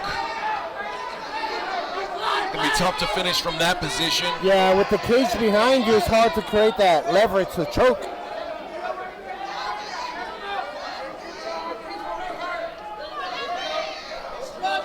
Plus, the arm is on the other side. It might make it a little difficult. I like to see Eddie pull his hips away, Alameda's hips away from the cage. Yeah. Put Try him and get back flat, on take top. away the guillotine threat. Maybe Alameda could try to break his posture, turn it into a darce from there. Now they're Now back. he's in trouble. And he's bleeding.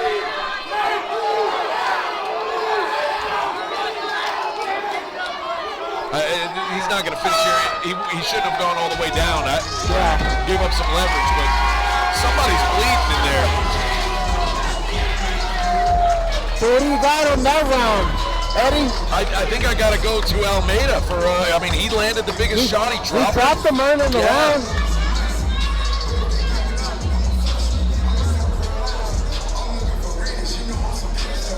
Man, you never know with this judges tonight. You're not lying. There's been some wild decisions. Yeah. I was just talking to one of the fighters earlier, lost a decision. You know, personally, I thought he won, but he lost it. But you never know what the judges are looking at. Don't leave it to the judges, man.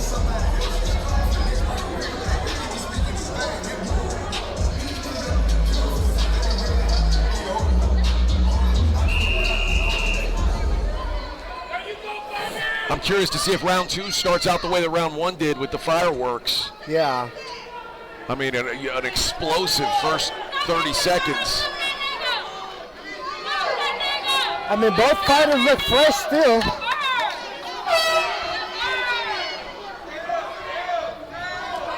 I still can't tell where this blood is coming from. It's all over the leg of Goodrich. Oh, I see that. Even in the back of his leg. Yeah. But I can't tell who's bleeding. Good job by the cutman, I guess. Blood on the inside of Almeida's arm as well.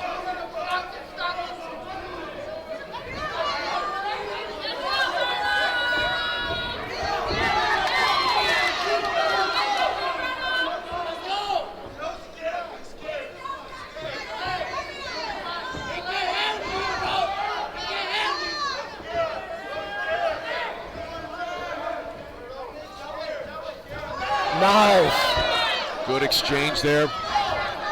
Oh, nice left hand by Childress. 1-1 so far on the cross. Both left-handed southpaw fighters. It's when the southpaw doesn't really have the advantage when both of them are southpaws. Goodrich's always landing the last shot in these exchanges. It's a good thing for him. Yeah. As they break, he always gets that last shot in. Looks good to the judges. Yeah. I always feel like the last damage has a little bit more effect on the judges than the first one. Absolutely. Oh, he stung him with that one.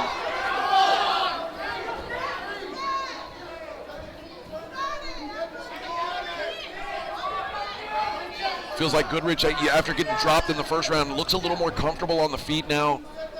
Maybe seeing that he's getting some success here, landing some shots. I will give credit where it's due. Almeida is doing a good job. A lot of the taller fighters on this card tonight have done a poor job of maintaining distance. Yeah. Almeida's done a really good job at keeping his range. Yeah, like I think the difference is like some of the other fighters you mentioned, they're standing very tall. Almeida's doing a good job sitting back, hiding that chin down.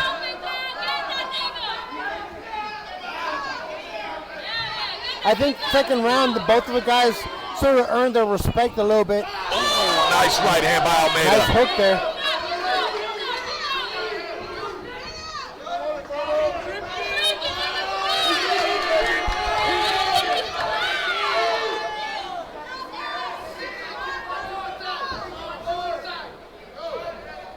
.20 seconds left in round 2. Good left by Almeida. Oh, nice.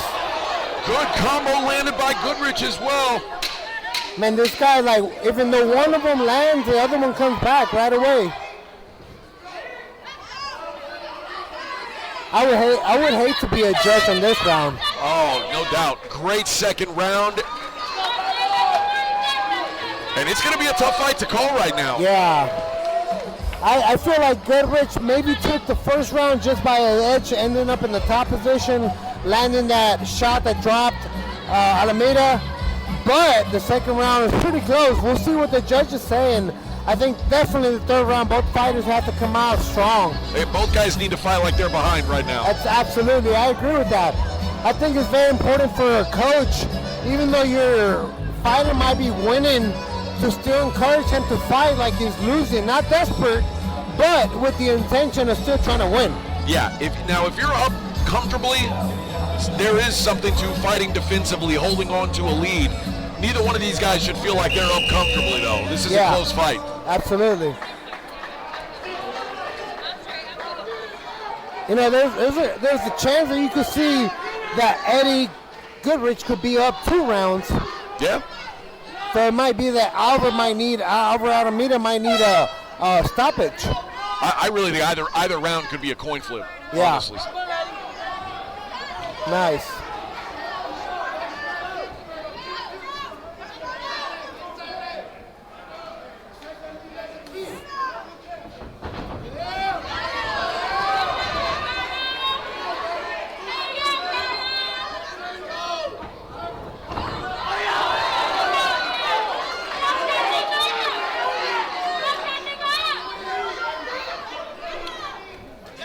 Good Goodrich tried to get flashy. Almeida backed him off.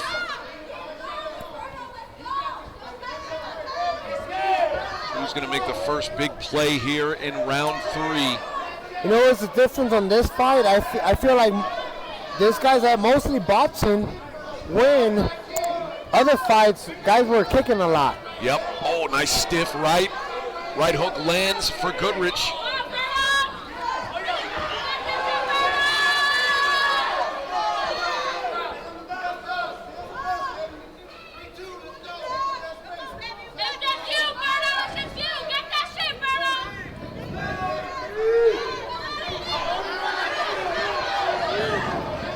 Almeida bleeding from his mouth now. You know, one of the things that I see in the amateur level that is lacks a lot is a jab. Oh, yeah. I don't see a lot of fighters using the jab correctly, which, you know, allows them to set up the distance and the timing. Well, it also constantly gives your opponent something to think about while you decide what power shot you're going to throw. Yeah, absolutely. Yeah, for sure.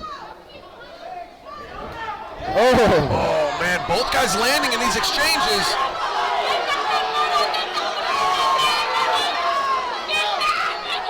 One minute left. Who wants it most right here?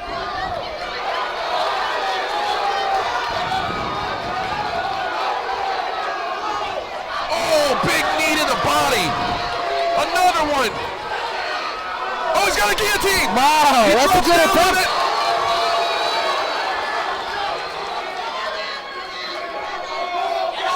Can he get the finish here? He's got the mounted guillotine. Finishes on top. Oh, he's landing bombs now. 25 seconds. Man. Eddie got a little too excited, lost the position. That was a fight-ending position right there. And I think Goodrich holding onto that leg. He's trying to ride out this round.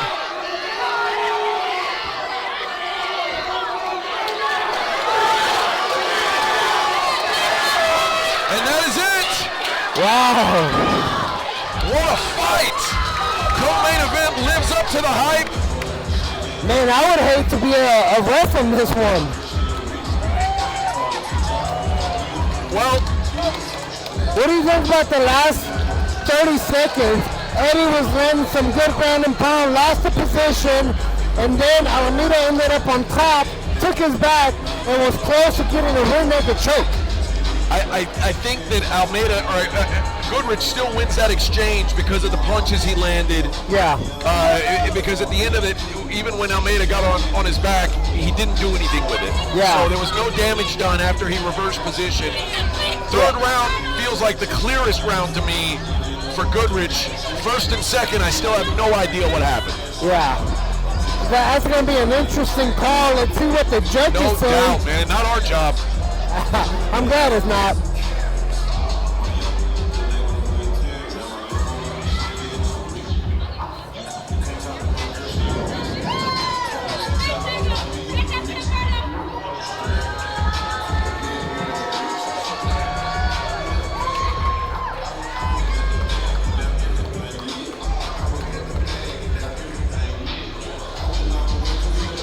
A lot of heart shown by both these guys. Do you know what's their record? Did you know what's their record? No, both debuts. Oh, wow. I tell you what, they didn't fight like debut No, fighters. they did not, man. Very good fight for two debuters. Usually debut amateurs, it can go really good or really, really bad. Oh, you'll see that adrenaline dump somewhere in the fight. But both of the guys ended up fighting hard until the end.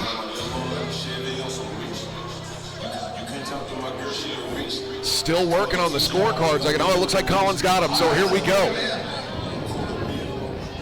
Ladies and gentlemen, we go to the judges' scorecards.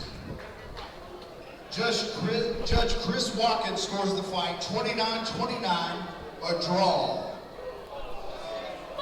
Judge Ursula Perez and Joe Elizondo score the fight Ursula Perez scores the fight 30-29. 30-27, and Joe Elizondo scores the fight 29-28. Vote for your winner by majority decision. Alberto!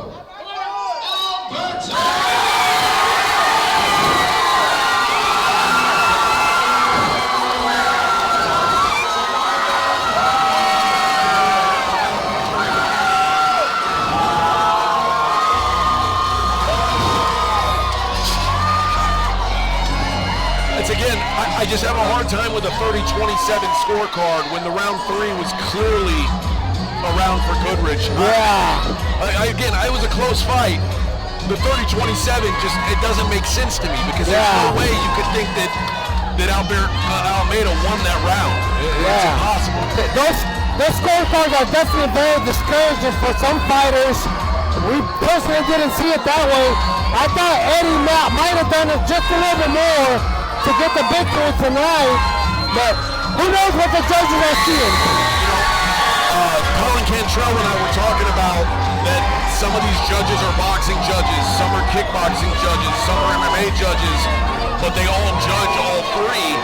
And I would like to see MMA judges judge MMA fights, boxing judges judge boxing fights. I feel like they need to be specialized. Sure. I mean, if you're judging MMA, you should, I'm not saying they should be fighters, but they should have some awareness of the martial arts. Great fight either way, and we've got one left, the big one. Carlos Martinez, Sergio Ortega, our main event here tonight from the Shrine Auditorium in San Antonio. AJ Hoffman, Jose Llanes filling in for Ricky Tercius on the call. Ricky, who's usually here, is fighting next week on the pay-per-view, UFC pay-per-view. Well, not a pay-per-view anymore, I guess. But he's training right now, getting ready for that big fight. Shout out to Ricky.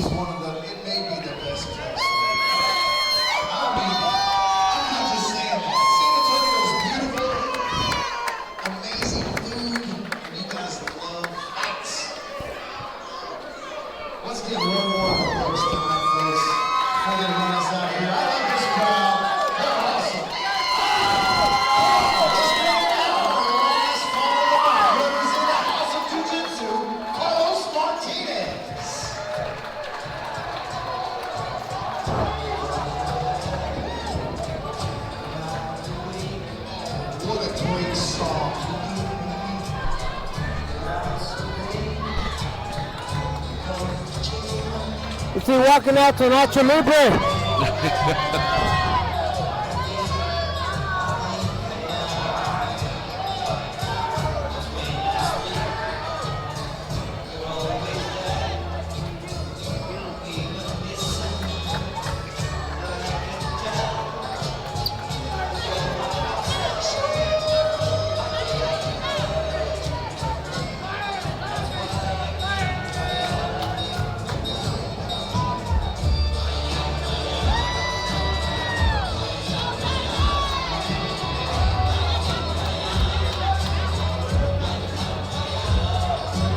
I don't think there's anything more inspiring as a walkout song than Nacho Libre.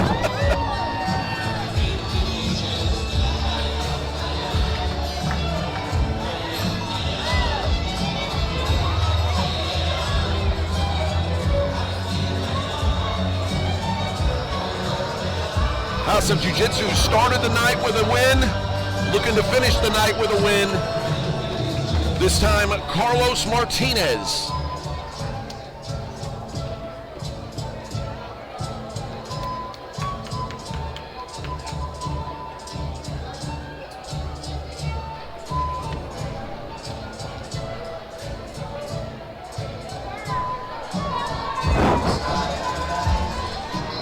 Vaseline. Huh? Takes a lot of Vaseline. Absolutely. Hey, I'll tell you what, there ain't gonna be no cuts on the eyebrow. No way.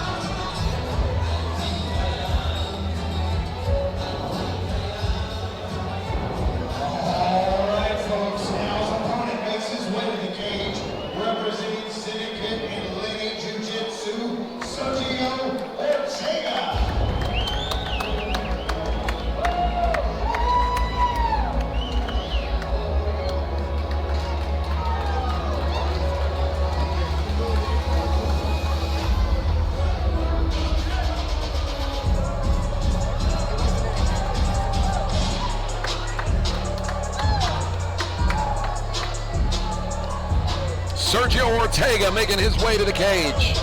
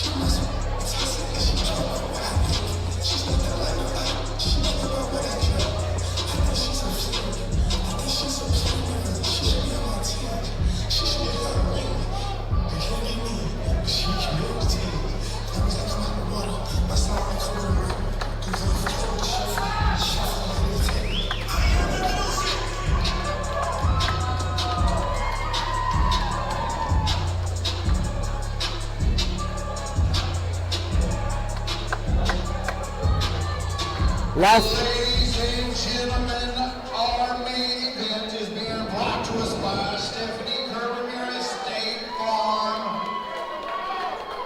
This fight is scheduled for 3 rounds of 3 minutes each in the Elevate FC welterweight division. Ladies and gentlemen, let's go, Sarge. I ask you, are you ready?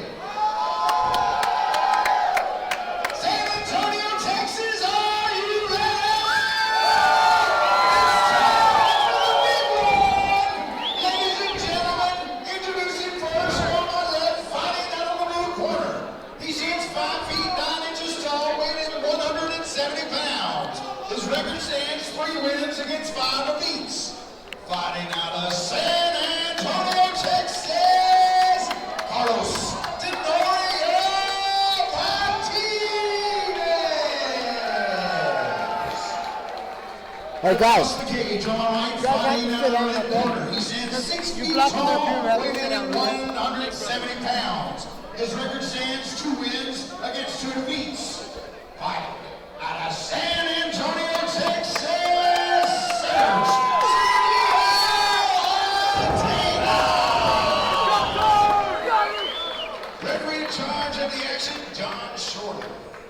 Last fight of the night, AJ. Here we go. Man, all of them been good. Let's see what this one brings. No doubt. Sergio Ortega, Carlos Martinez. The cage door locks. The fighters are ready. And here we go. Carlos Martinez, green shorts, blue gloves. Ortega, black shorts, red gloves.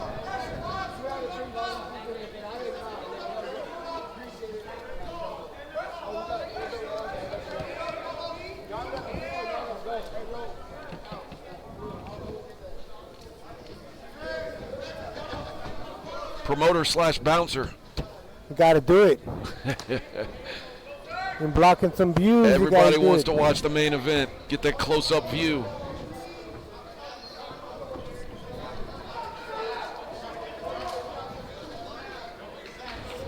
This time we got a southpaw versus an orthodox. As a righty southpaw, man, I'm always rooting for the southpaws.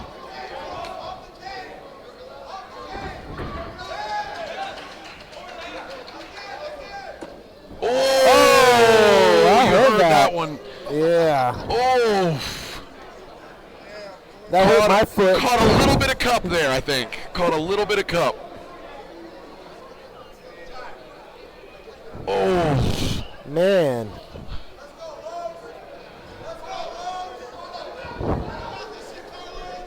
That was so loud, it hurt my foot. Direct shot, and it looks like Ortega has a good cup. He invested in a good cup. You So must he's be ready to wearing go. the diamond, He huh? must be wearing it, man. Sergio Ortega back in this thing.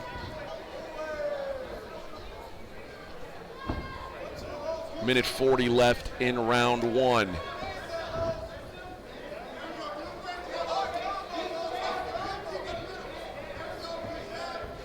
Whoa.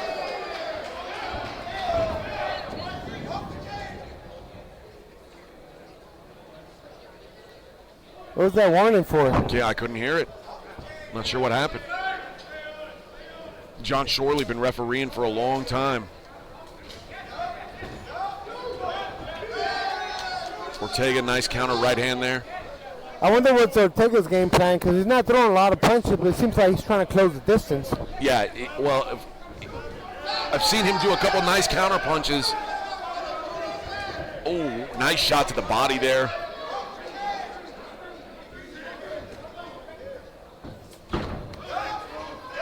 I like that defensive work there by Ortega, too.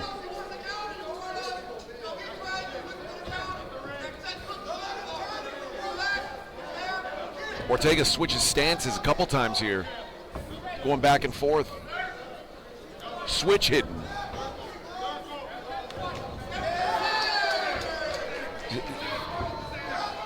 Man, the way Ortega is fighting, I would think that he's looking for that opening to get the takedown.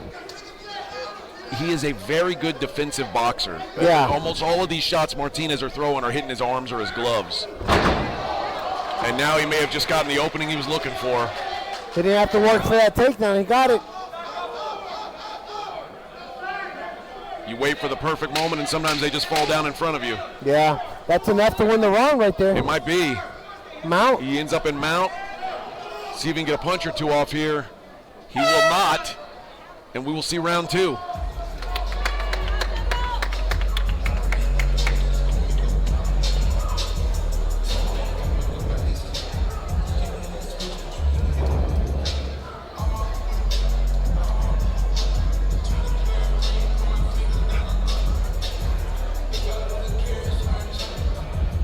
I caught my son peeking in the ring girl's dressing room. I can't blame him. I think maybe, I don't know if you're disappointed. I'll probably be proud.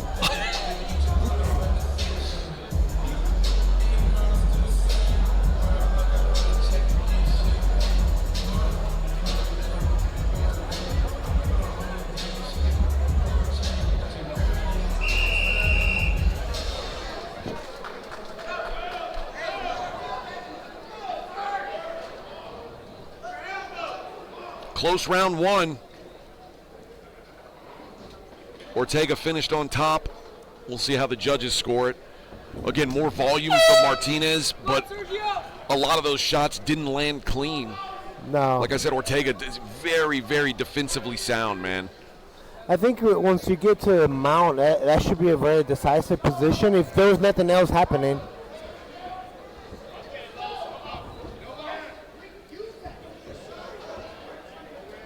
It's just Ortega's fight style is just so patient that sometimes it's it's not the kind of style that will wow judges. Yeah. That and even myself, I'm still trying to figure out, like, well, is he trying to close distance, get the takedown, or trying to close distance just to clinch and maybe do some dirty boxing? But he's really taken 0 damage yet. He has. I think both guys are still a little hesitant about letting the punches go.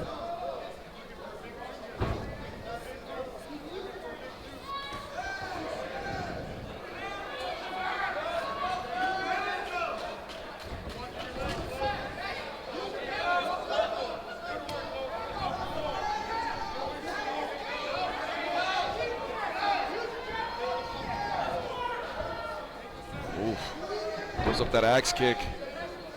A little short.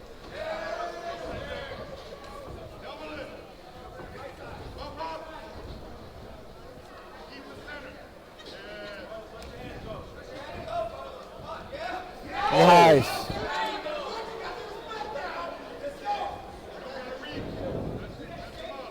Yeah, as good as Ortega is defensively, sometimes he's almost too defensive, I'd like to see him be the aggressor. Yeah. I mean, Basically every shot he's landed has been a counter. I mean, to his credit, Martinez hasn't really landed any clean punches. But I feel like Martinez maybe puts a couple combinations together, he might have better luck in there. And also, you and I are seeing this. That we're seeing that a lot of these Martinez shots aren't landing clean, but the judges are seeing it from a different angle. Yeah. You know, maybe they may think these shots are landing. Ortega finally in on a takedown attempt. Well defended by Martinez. He's got an underhook.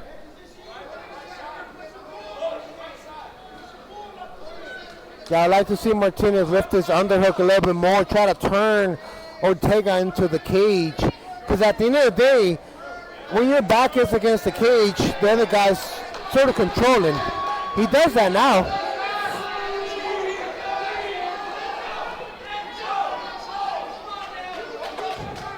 You know, one of the things that I've learned in MMA is, like, for example, if somebody's trying to take you down, one of the best counters is putting them on their back, right. You know, take them down. I learned that from when Andrew Craig fought Bubba Bush in Legacy back in the day. One of the game plans later on in the fight is try to put Bubba on his back, which is so difficult, and Andrew was able to do it in the third round.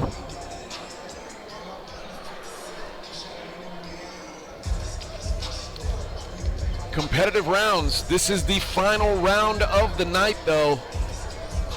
Who's going to take it? Sergio Ortega, Carlos Martinez.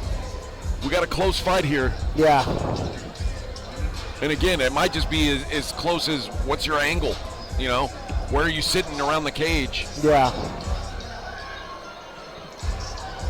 I mean, personally, so far, I've seen Ortega probably work a little bit more both rounds. That's what I'm seeing as well. But again, these rounds are so close that... Hey, we've been all based on the judges' decisions, you know? Yep. They don't ask our opinion at the end of the fight. I know, right? Be honest with you, I don't want them to ask me for my opinion. I don't want nothing to do with this decision. Cage door locks, and we are ready for round 3. They touch them up, and here we go.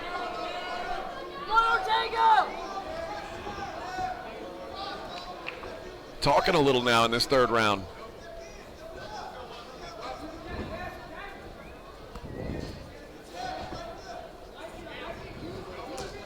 Yeah, I'm still amazed how no amateurs really use the jab at all.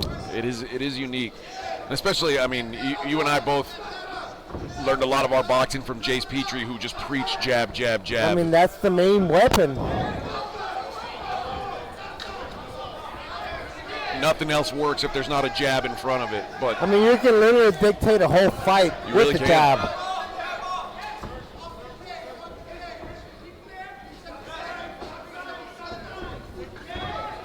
Oh man, good job by Ortega getting out of there.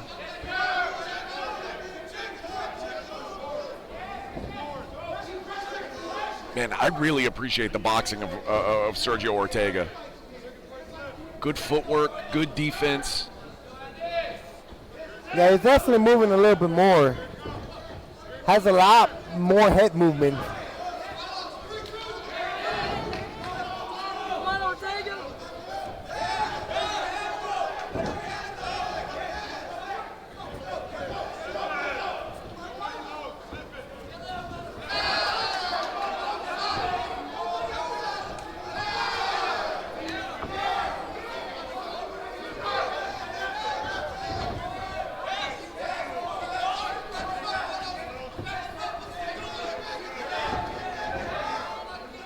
We got a low shot maybe. Back to it.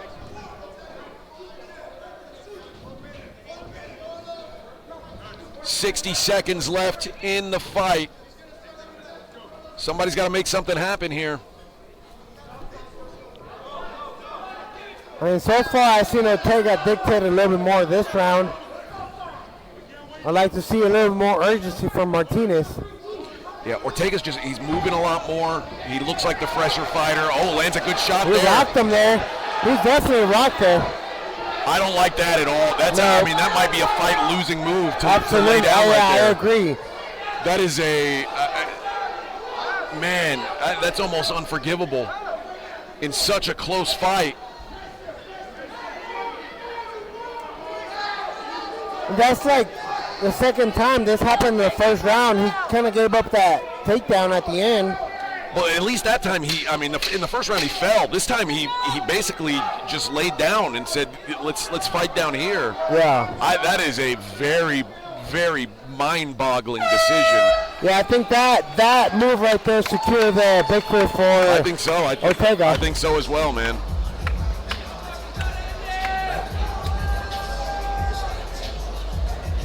And maybe he got hurt, and maybe that was just his the safety mechanism, but it like did a body shot. It did not look good.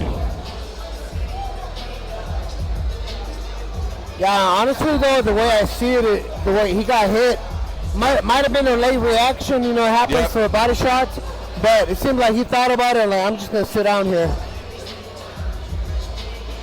Very, very solid performance, I think, by both guys. But Sergio Ortega, in my mind, has done enough to win the main event here.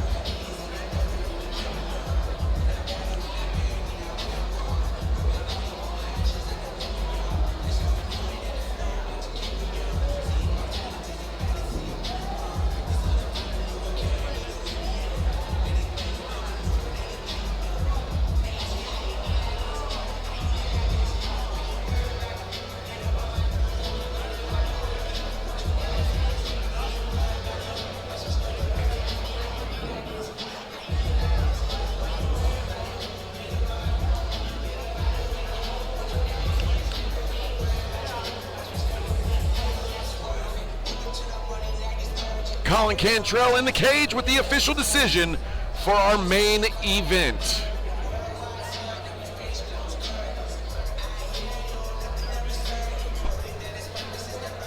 Ladies and gentlemen, round of applause for these two fighters leaving it all in the cage. 3 hard-fought rounds.